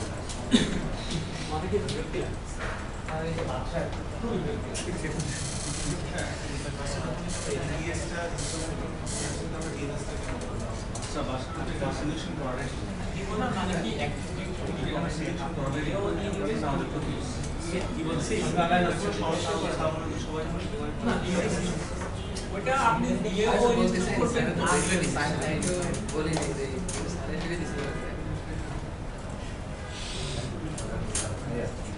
আমি তো আগে বলিনি। ইন্টারভিউতে বলে নাই যে আমি এরকম এসেছি আছে। এই জন্য তো আপনার ভাইরা নিতে চায় না যে এমসিএসে আছে। তো আমি মনে হয় আপনাদের জিজ্ঞাসা করছিলাম যে না, আপনাদের স্যার, আমি বলি নাই ইন্টারভিউতে। আপনাকে তো ইন্টারভিউ দিছিলাম। আমি তো sir just sir CC request করছি। কি চালাকি করছেন, মনে করছিল যে বললে মনে হয় নিব দিবেন না, স্যার। না। ওই যাদের আছে আইডিবির বা আমি মোটামুটি না, আগে একজন দিছে তো, সে আমাকে শিখাই দিছে। খবরদার, খবরদার, বলবো না। আগে নিয়ে নিস। কে তাকে নেয় নাই কেন? তার টাইমিং হয় না। টাইমিং হয়েছে, সে কিন্তু রবে দিছে। ভালো স্টুডেন্ট। না আপনাদের এই যে আগের ব্যাচের ওনাদের ব্যাচের একজনকে নিছি তো, মাহমুদকে জিজ্ঞাসা করলাম যে আপনার কি এগুলো করা আছে। তো ও বললো যে হ্যাঁ আমার এমসিএসে করা আছে, বাট আমি লিনাক্সটা ভালো বুঝি না, তো আমি হচ্ছে যে লিনাক্সটা করবো। বললাম আচ্ছা ফাইন, ওকে। আমি নেই কেন হচ্ছে যে এই ধরনের নেই কেন, ক্লাসে তো আমি একা একা পুরোপুরি সাপোর্ট দিতে পারি না। আর আপনার যেহেতু করা আছে তখন আমি আপনাকে একটা রোতে লাগাই দিব, আমি সাপোর্ট দিবেন। ভালো একবার প্রথম আমি তো এই কারণেই করি, অ্যালাউ করি। আরও একটা আপু আসার কথা ছিল, উনি মনে হয় নর্থ সাউথ থেকে করছে। আমি বললাম যে আসলে মেয়েরা তো সার্ভারের দিকে আসতে চায় না, বা আপনি এই কোর্স করলেও জবের জন্য প্রবলেম হবে। তো সে আমাকে বললো যে না, তার অফিস থেকে তাকে বলছে তুমি মেসেজে যাও, এই কোর্স করো। আমি বললাম আচ্ছা ঠিক আছে, আপনি কি টাইম দিতে পারবেন? তো বলতো যে হ্যাঁ টাইম দিতে পারবো। তো তাকে অ্যালাউ করলাম, এখন আর তার টাইমিং হয় না। এমনি কিছু কিছু অফিসে ফিমেল অ্যাপ্লাই মানে লিফার ফিমেল। না তারপরেও নি, কারণ হচ্ছে যে তাকে আমি বললাম যে আপনি টাইম দিতে পারবেন কিনা, বলছে যে হ্যাঁ আমি টাইম দিতে পারবো। তো পরে এসে দেখে যে এই বিকেলের কোনো কোর্স নাই, তো পরের টাইমিং হয় নাই। আচ্ছা এইখানে দেখেন, এখানে কি করব, আমার কিন্তু একটা ডোমেইন বানানো আছে, তাই না, এক্সিস্টিং ডোমেইন। আর যদি এটাকে আমরা ক্লিক করি তাহলে দেখবো যে এখানে আমরা চাইল্ড আর নতুন কোনো ডোমেইন বানানোর জন্য। তো এটা খুবই সহজ জিনিস, এটা বোঝা। তো এইখানে আমরা ক্লিক করি, আর এটা আমাদের রুট ডোমেইন কোনটা,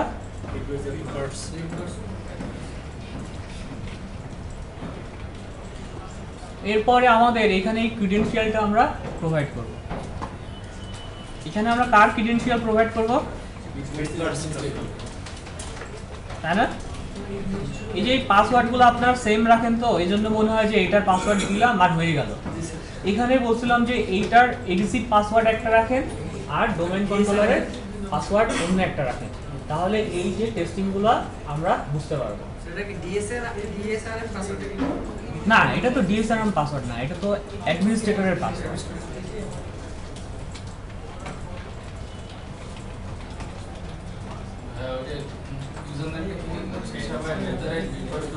হ্যাঁ, অর্থাৎ ডোমেইন কন্ট্রোলারের ক্রিডেনশিয়াল দিয়ে তো আমাকে ভেরিফাই করে নিতে হচ্ছে। মানে তো সিসিআইডিসি পাসওয়ার্ড হ্যাঁ, আপনাকে এই টেস্টিংগুলো বুঝতে হবে না। এই যে এখানে যেটা করেন, আপনার এই ক্রিডেনশিয়ালগুলো যেটা করেন, এখানে শুধু অ্যাডমিনিস্ট্রেটর লিখেন, এখানে শুধু এইটা লিখেন। এইটা যখন অ্যাডমিনিস্ট্রেটর লিখবো তখন এই যে নিচে লেখা আছে ডোমেইন, অর্থাৎ এই এডিসির অ্যাডমিনিস্ট্রেটর। আর এখানে তো এডিসির অ্যাডমিনিস্ট্রেটর দিলে হবে না, এখানে আপনাকে ডোমেইন কন্ট্রোলারের অ্যাডমিনিস্ট্রেটর দিতে হবে। হ্যাঁ, একই কথা, একই কথা। এখন তুমি তো চলে আসলে কোনভাবে ভাইয়া? যে চেঞ্জ করে দিতে হবে, চেঞ্জ করে দিয়ে দিতে হবে। এখানে চেঞ্জ করতে হবে, এই জন্য তো আপনাদের এডিসি বানানো হয় না, রেপ্লিকেশন হয় না, হ্যান্ডশেকিংগুলো হয় না। এখানে এডিসি আর এডিসির মধ্যে একটা ট্রাস্ট রিলেশনশিপ বিল্ড আপ হয়। এগুলো ওই থিওরিগুলো পড়লে বুঝতে পারবেন। এখন থিওরি পড়াতে আপনাদের থিওরি কতদিন ছিল, 3 মাস না 4 মাস? এই এমসিএস এর থিওরি আমাদের 4টা মডিউল, 4টা মডিউল, কিন্তু থিওরি কতদিন পড়ছেন? আমাদের 2 ঘন্টা থিওরি হতো আর 2 ঘন্টা প্র্যাকটিক্যাল। চিন্তা 4 করছেন? ঘন্টার মধ্যে 4 ঘন্টার মধ্যে 2 ঘন্টা মানে 2 ঘন্টা করে আপনাকে থিওরি পড়তে হবে। থিওরি না পড়লে হবে না, আরে বেশিরভাগ ল্যাবে করে তো, ল্যাব করার সময় বলতে সব কিছু। ওইভাবে হবে না। আপনাকে যদি এখন বলি যে FSMO রুলসটা কি বলেন, আপনি ভুলে গেছেন। কনসেপ্ট দিছে দিয়ে আলোচনা করেও তার না আমি জানি, আমি আপনাদের এখনো ওইখান থেকে আসলে ওইভাবে ডাক পাই নাই, বাট আর বেশি ক্লাস আর কোথাও দিব না। তো এখন কি যে এডিট করার পরে আমাদের মানে আমি যেগুলো বলছি এইগুলাই হচ্ছে যে স্ট্যান্ডার্ড। মানে আপনাকে এত কনফিগারেশন দেবে না, বাট আপনাকে প্রথম থেকে ওএস দেওয়া প্র্যাকটিস করাবে যে প্রি রিকুইজিটগুলো ফলো করো আর এই সার্ভার ইনস্টল করো। আপনাকে দেখবেন এইটা সার্ভার ইনস্টল করার পর আবারও বলতেছে তুমি এটার পর আবার সার্ভার ইনস্টল করো। তো ইন্টারভিউতে জিজ্ঞাসা করে বারবার যে উইন্ডোজ ইনস্টল করতে পারেন। হ্যাঁ জিজ্ঞাসা করে, এটা করে বারবার এটাই বলে। হ্যাঁ বাবা এটা কি করে? এবং আপনাকে জিজ্ঞাসা করতে পারে যে উইন্ডোজ 7 এর কতগুলো এডিশন আছে, এগুলোর মধ্যে পার্থক্য কি। আমার লাইফের প্রথম কোশ্চেন আমি বলছিলাম যে না, হোম ইউজারের জন্য, প্রফেশনালদের জন্য। আমার কিন্তু লাইফের প্রথম ইন্টারভিউ।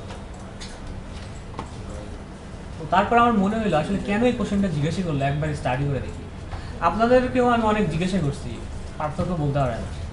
দেখেন না তো আপনি তো প্রথম পারেন, আমরা তো প্রথম পারবো না, এই জন্যই তো আমি আপনাদের কম্প্যারিজনগুলো অপারেটিং সিস্টেমের মধ্যে রাখছি, যাতে আপনারা মানে কনফিডেন্ট নিয়ে বলতে পারেন যে সবগুলোর মধ্যে রাত আর দিন পার্থক্য। ইন্টারভিউতে একদিন ধরলে তার মানে সব ক্লিয়ার হয়ে যাবে। যে একদিন পারি না একটু পরে দেখে নিই। আচ্ছা এইখানে দেখেন রেপ্লিকেটেড ফ্রম, রেপ্লিকেট কার কাছ থেকে হবে, dc.bitbars থেকে। জয়েন করা না জয়েন করে এই যে এই কাজগুলো আমার প্রথমে ডিসি এডিসি বানাতেই সব কিছু ফেল হতো। এখন এখানে আল্লাহ না করুক এখানেও ফেল না হয়, ঠিক আছে। তো এইগুলো একসময় প্রচুর ফেল হতো। হয়ে গেছে। তো এই জন্য বলতেছি যে হচ্ছে যে প্রি রিকুইজিটগুলো প্র্যাকটিস করেন। আর আপনি যখন ইন্ডাস্ট্রিতে যাবেন, আমি বলি প্রথমে যখন আপনাকে সার্ভার দেবে, আপনার যতই সার্টিফিকেট থাকুক আর যতই কিছু থাকুক, আপনি ভয়ে ঘেমে যাবেন। 16 ডিগ্রি সেলসিয়াস, আপনি ভয়ে ঘেমে গেছেন যে কী করবো, কী হবে, নিজের প্রতি আপনার বিশ্বাস থাকবে না। হ্যাঁ, তাও ভিজে যাবেন, একদম ঘেমে ভিজে যাবেন। এখন কোটটায় তো আর কপালে পড়া থাকে না, দেখবেন যে কপাল ঘেমে গেছে। আমি অনেককে দেখছি এবং প্রথম আমারও তাই হচ্ছে। এখন আগ্রহ নিয়ে যাই, নতুন একটা সার্ভার আসছে দেখি, এখন মনে হয় যে নষ্ট হয়ে গেলে এটা কি, এটা তো ওয়ারেন্টি আছে, এটা চেঞ্জ করে দিই। এখন ওই রকম মনোভাব চলে আসছে। বাট প্রথমে এরকম ভয় লাগবে যে একটা জায়গায় কাজ করতে যাবো, কিছু যদি হয়ে যায় কেমন হবে, এটা হবে সেটা হবে। মানে আপনার গরমের মধ্যেও, মানে শীতের মধ্যেও আমি ঘেমে যাচ্ছে, 16 degree Celsius, 10 degree Celsius. But এখন এরকম হয়, সোয়েটার পরে এখন এরকম। এই জন্য আপনাকে কাজ করতে গেলে অবশ্যই আগে আপনাকে প্রি রিকুইজিটগুলো ফলো করতে হবে, যে এইগুলো হ্যাঁ ফলো করছি, তাহলে ডেফিনেটলি আমার এখানে কোনো এরর হওয়ার কথা না। আর যদি এরর হয় তাহলে এইটা করি না, এই জন্য আমার এরর হবে, এই কারণে।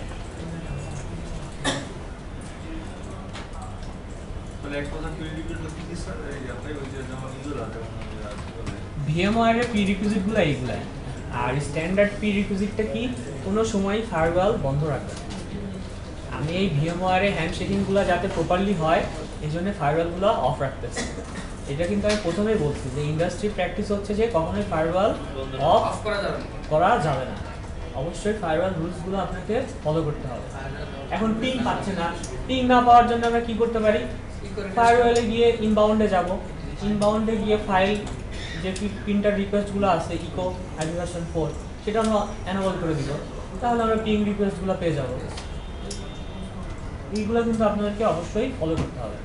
ফায়ারওয়াল বন্ধ, যে কেউ সার্ভারে এসে তো বসে থাকবে, তাই না? এইগুলো একটু দেখবেন। আর যদি সিকিউরিটি স্পেশালিস্ট হতে চান, তাহলে উইন্ডোজের ফায়ারওয়াল দিয়ে অনেক কিছু সম্ভব। এরপরে সিমান্টিকে যাবেন, আরও যে ফায়ারওয়ালসগুলো আছে এগুলোতে যাবেন। তবে সিমান্টিক হচ্ছে যে বেস্ট ফায়ারওয়াল। ও নেটওয়ার্ক অ্যানালাইজার আগে পরে, আগে ফায়ারওয়াল বেসিক ফায়ারওয়াল রুলসগুলোতে শিখতে হবে। আর যদি নেটওয়ার্ক অ্যানালাইজার হিসেবে কাজ করতে চান, প্রথমে সবাই যেটা শুরু করে ওয়ারশার দিয়ে শুরু করে। ওয়ারশার দিয়ে শুরু করে প্রথম যে ল্যাবটা হয় সেটা হচ্ছে যে আপনার টেলনেট আর এসএসএস এর পার্থক্যটা বোঝানো হয়। তো টেলনেটে যখন আপনি কাজ করবেন দেখবেন যে সব কিছু প্লেন টেক্সট মোডে পাসওয়ার্ডগুলো রিড করা যেতেছে, তখন সবাই বলে পাসওয়ার্ড হ্যাক করে ফেলছি, এই করে ফেলছি, সেই করে ফেলছি। তারপরে আবার যখন এসএসএস এনেবল করবেন তখন দেখবেন যে আর পাসওয়ার্ডগুলো প্লেন টেক্সট মোডে পড়া যায় না। এই যে দেখেন এখানে আমি রিফ্রেশ করলাম আর এই যে এডিসি একটা রেকর্ড চলে আসছে না, হোস্ট রেকর্ড, দেখেন তার আইপি কত 20। তো এই কাজটাই আপনাকে, আপনি যদি স্ট্যান্ডার্ড মেশিনে করেন তো ওইটাকে আপনাকে এখানে ম্যানুয়ালি এই রেকর্ডটা বলে দিতে হবে। অর্থাৎ আপনার ওইটা যদি NS2 হয় তাহলে এখানে NS2 লিখে আপনার এই যে আইপি সেই রেকর্ডটা কিন্তু বলে দিতে হবে। এটা কিন্তু মানে এটা তো ক্লিয়ার সবাই বুঝতে পারছেন। এখানে কিন্তু অটোমেটিক্যালি চলে আসছে। আপনি যদি কোনো ক্লায়েন্ট জয়েন করান সেই ক্লায়েন্টও দেখবেন এখানে অটোমেটিক্যালি হোস্ট রেকর্ডগুলো চলে আসছে। আমরা বলছিলাম না যে allow secure and dynamic updates, এই যে আপনার ডায়নামিক আপডেটগুলো চলে আসছে, বুঝতে পারলাম না? এখন ধরেন আপনার 10টা ক্লায়েন্ট আপনার এই নেটওয়ার্কে জয়েন করবে, এখন 10 জনেরই হোস্ট রেকর্ড চলে আসবে না? 10 জনেরই হোস্ট রেকর্ড চলে আসবে। এখন এই 10 জনের মধ্যে ধরেন 5 জনের নেটওয়ার্ক থেকে ডিসকানেক্টেড। এখন এই 5 জনের কি আপনার হোস্ট রেকর্ডগুলো ব্যাকআপ সার্ভারে ট্রান্সফার করার দরকার আছে আমার? সবাই এই সিনারিওটা বুঝে না। এইখানে ধরেন আপনার 10 জনের হোস্ট রেকর্ড, 10টা ক্লায়েন্ট নেটওয়ার্কে অ্যাক্টিভ। এখন 10 জনের হোস্ট রেকর্ড এখানে চলে আসছে।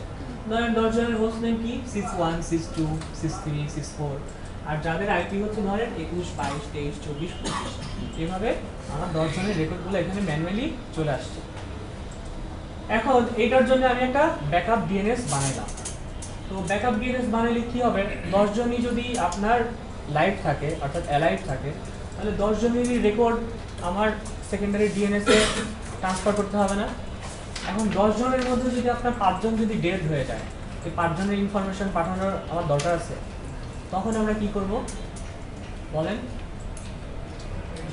তখন আমরা কি করব? এজিং করব বা স্ক্যাভেঞ্জিং করব। অর্থাৎ যারা অ্যালাইভ আছে আমার নেটওয়ার্কের সঙ্গে কানেক্টেড আছে তাদের শুধু আমি হোস্ট রেকর্ডগুলো সেকেন্ডারিতে ট্রান্সফার করব।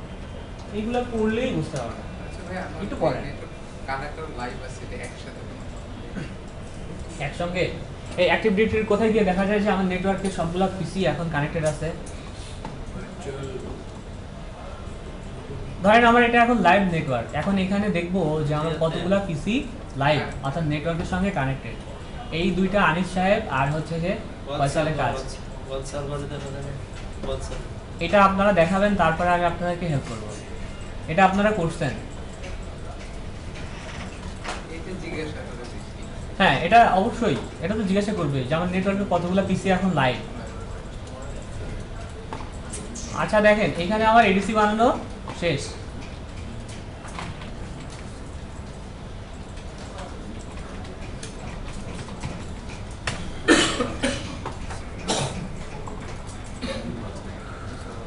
আর একটু আমরা একটু পয়েন্টার রেকর্ডগুলো একটু চেক করি। তো এখানে দেখেন পয়েন্টার রেকর্ডও কিন্তু অটোমেটিক্যালি আপডেট হয়েছে। তো এই কাজগুলো কিন্তু আমরা যদি স্ট্যান্ডালোন ডিএনএস সার্ভার বানাই তো অবশ্যই কিন্তু এই সেকেন্ডারি রেকর্ড এখানে থাকতে হবে। যদি না থাকে তাহলে কিন্তু সেকেন্ডারিতে আপনার কোনো রেসপন্স আপনি মানে সেকেন্ডারির জন্য রেসপন্স যদি পিং করেন যে ns2.bitburst.com সেক্ষেত্রে কিন্তু আপনি সেকেন্ডারি থেকে কোনো রেসপন্স পাবেন না, কারণ তার আইপি কিন্তু ম্যাপ করা নাই বা তার হোস্ট রেকর্ড তার কাছে নাই। কারণ তো আপনার সেকেন্ডারি তো হচ্ছে যে আপনার রিড অনলি কপি। তো এখানে অবশ্যই প্রাইমারিতে এসে তাদের হোস্ট রেকর্ড এবং পিটিআরটা আপডেট করে দিতে হবে। এই পার্থক্য আমরা বুঝতে পারছি না, এই যে এই পার্থক্যটা এটা তো ছিল না, এটা তো আমাকে ম্যানুয়ালি করে দিতে হইতো। বাট আমি বলে রাখছি সিকিউর অ্যান্ড ডায়নামিক আপডেটস, এই জন্য তার হোস্ট রেকর্ডগুলো আপডেট হয়ে গেছে এবং তার পিটিআর রেকর্ডগুলোও আপডেট হয়ে গেছে। এখন যদি কোনো ক্লায়েন্ট জয়েন করায়, যদি sys1 আমার ক্লায়েন্ট হয় আর তার আইপি যদি 21 হয়, দেখবো যে এখানে তার হোস্ট রেকর্ডগুলো চলে আসছে এবং পিটিআর ভ্যালুগুলোও চলে আসছে। তো এখানে আসি সবাই আমরা, তো ডিএনএস এর মধ্যে যাই। তো তো এখন দেখবো যে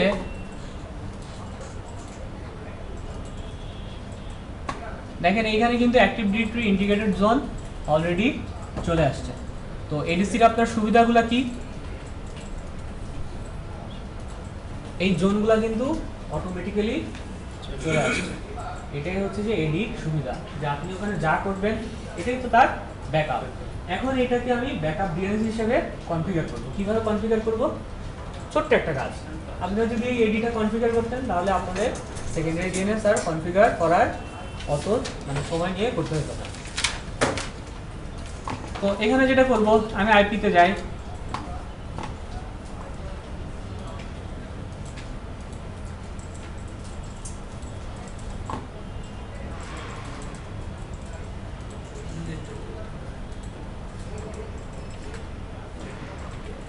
এখানে এবার এটাকে আমি ডিএনএস হিসেবে কনফিগার করে দিব।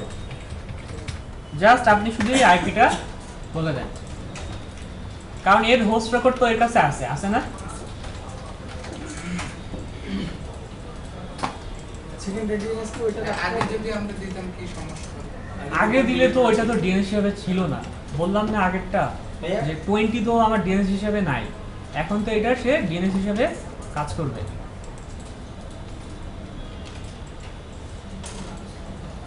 এবার এখানে কার আইপিটা দিব?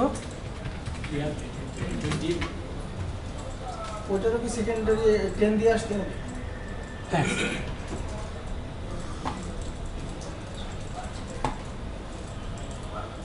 হইল না আপনার এবার? এখন এখানে চাইলে আপনারা নতুন একটা ডিএনএস, নতুন একটা ডোমেনের জন্য ডিএনএস আমরা এখানে কনফিগার করতে পারি। তো কি করব? চেঞ্জের কি পার্থক্য হলো? কোথায় চেঞ্জ? আইপি শুধু আইপি চেঞ্জ করব। আইপিটা কেমন করলাম? এই যে এমন আইপি করছি, এই যে আইপি 10 আর 20। তো এখন আসেন এখানে হচ্ছে যে আমি একটা ডিএনএস কনফিগার করি। এই আপনাদের ক্লাস শেষ? আচ্ছা, এখানে হচ্ছে যে আমরা এটা দিব না, আমরা অন্য একটা ডোমেনের জন্য ডিএনএস কনফিগার করতেছি। তো নেক্সটে যাই। এটা তো আমার ডোমেন কন্ট্রোলার না, আমার ডোমেন কন্ট্রোলার কি? বিটবার্ডস না? তো এটাকে তো আমি অ্যাক্টিভ ডিরেক্টরি জন্য ডিএনএস হিসেবে কনফিগার করছি, তো এটা তো আমার আর ইন্টিগ্রেটেড না, তো অন্য একটা সাইটের জন্য আমরা ডিএনএস কনফিগার করতেছি। তো এই জন্য আমি এটা দিব না। আর যেহেতু এটা আমার প্রাইমারি জোন, এটা কিন্তু আমার প্রাইমারি জোন, এই যে ডিসিতে যা ক্রিয়েট করব সব আমার এখন প্রাইমারি জোন, আর এডিসিতে যা ক্রিয়েট করব সেটা আমার সেকেন্ডারি জোন। তো নেক্সটটা যাই। তাহলে আমি সেকেন্ডারি জোনে ক্লিক করি। সেকেন্ডারি জোন তো আমার রিড অনলি কপি, এখান থেকে যা কিছু যাবে সব আমার সেকেন্ডারি জোনতে ট্রান্সফার হবে। এখন নেক্সটে যাই, আমরা কি করব? আমরা যদি do not allow dynamic updates রাখি তাহলে কিন্তু আমাদের হোস্ট রেকর্ডগুলো ম্যানুয়ালি আপডেট করে দিতে হবে। এগুলো কিন্তু আমরা এই তিনটা পার্থক্য প্রথম দিন বলছি। আচ্ছা, এখন এখানে এসে আবার হোস্ট রেকর্ডগুলো আপনাকে দিতে হবে। আইপি কত এটার? 10। হোস্ট রেকর্ডগুলো দিলাম। এরপরে যেটা করব, একটা সিনেম দিব, তাই না? সিনেমটা কাট দিব, এটা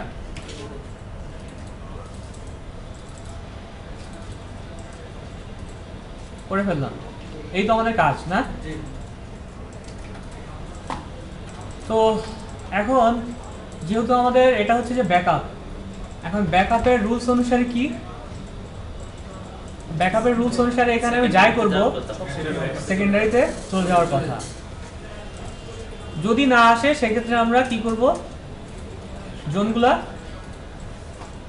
বলেন, যদি না আসে ক্যাশটা ক্লিন করে ক্লিয়ার করা যায়।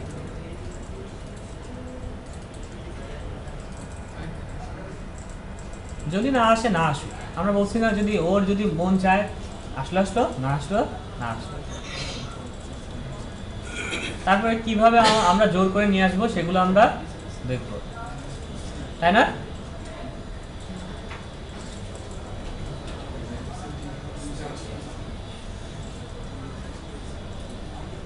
স্টপ করা পরে স্টার্ট করা। আচ্ছা, ও আমাদের উপর মনে রাগ করছে, তাই না? আর রাগ করুক আর যাই করুক আমরা এখানে নিয়ে আসার চেষ্টা করছি। নেক্সটে যাই। তো এখন এটা কি করব, সেকেন্ডারি জোন, তাই না? নেক্সট আমার নেম কি ছিল ওইটার? এটা তো বুঝতে পারছি যে এখানে আমি যেটা সেটা নেম দিলে কিন্তু হবে না। কার জন্য আমি ট্রান্সফার করব? এই ডোমেইনের জন্য। এখন এখানে কার আইপি দিব? মাস্টারে।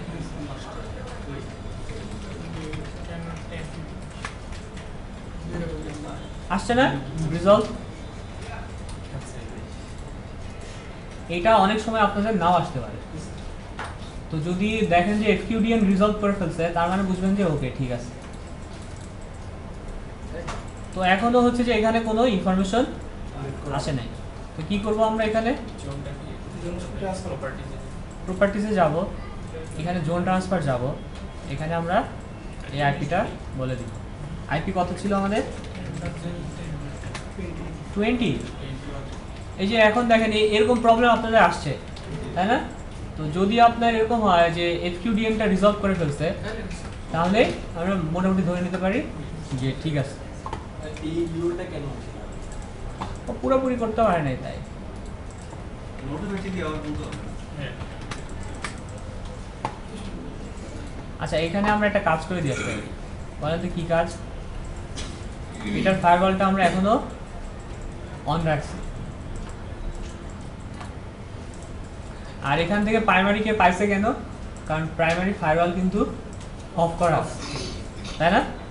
এই জাতীয় ছোটোখাটো যদি আমরা একটু চালাক হই, তাহলে দেখবো যে না, আমাদের আইপিগুলোকে এই যে পেয়ে গেছে, তাই না? এরকম আপনাদের হয়েছে না? এইটাই হচ্ছে যে ছোটোখাটো একটু চালাকির কাজ। ওকে, মানে এইগুলো কিন্তু আপনাকে বুঝতে হবে যে আমি কি করতেছি, কোনটার কারণে কি রিপ্লাই পাচ্ছি না, এগুলো কিন্তু বুঝতে হবে। যে আগেরটা দেখাইলাম পাইছে, মানে এডিসি থেকে কিন্তু প্রাইমারিকে পাইছে। কেন পাইছে? ওর ফায়ারওয়াল অফ, ওকে তো পাওয়ার কথাই। এখন যদি আমি ডিসি থেকে ওকে পাওয়ার চেষ্টা করি, ও তো এফকিউডিএন রিজলভ করবেই, কারণ ওর হোস্ট রেকর্ডগুলোর মধ্যে এফকিউডিএন আইপিটার বলা আছে, বাট ওখানে ক্রস চিহ্ন দেখাইতেছে। কেন? কারণ ওর কাছ থেকে ও কোনো রিপ্লাই পাইতেছে। কেন পাইতেছে না? ওর ফায়ারওয়াল অন, তো আমি অফ করে দিলাম। এবার এসে দেখলাম যে এটা পাচ্ছে। তো এই জাতীয় কাজগুলো ফায়ারওয়ালগুলো অন থাকবে, সেই ক্ষেত্রে তো পাবে না। আমি তো আপনাকে বললাম যে ইন্ডাস্ট্রি প্র্যাকটিস হচ্ছে যে ফায়ারওয়াল অন রেখে কাজ করে। সো ইন দ্যাট কেস মানে এডিসিতে কোনো ইনফরমেশন ঢোকা যাবে না। এই জন্য এইটার জন্য যে প্রোটোকলটা ও ইউজ করে, ইকো রিকোয়েস্ট যে ও ইউজ করে, ইকোকে অন রাখবেন। ইকোকে অন রাখলে আপনার কাজ হয়ে যাবে।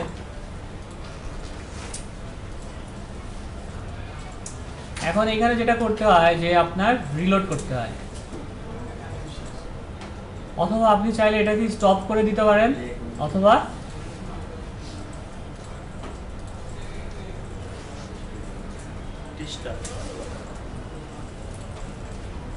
এখন যদি না আসে, এটা একটু সময় নিবে। মানে ডেফিনেটলি প্রসিডিউরটা এটাই। এটা আপনার কি হবে? আসছে না? ও আসে নাই। না আসলে না আসুক, সমস্যা না।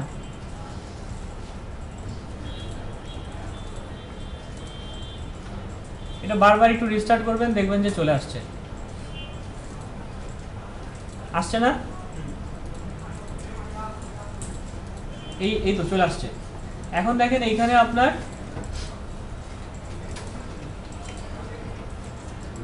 কারণ এটা হচ্ছে যে রিভার্স আগে থেকেই বলা ছিল।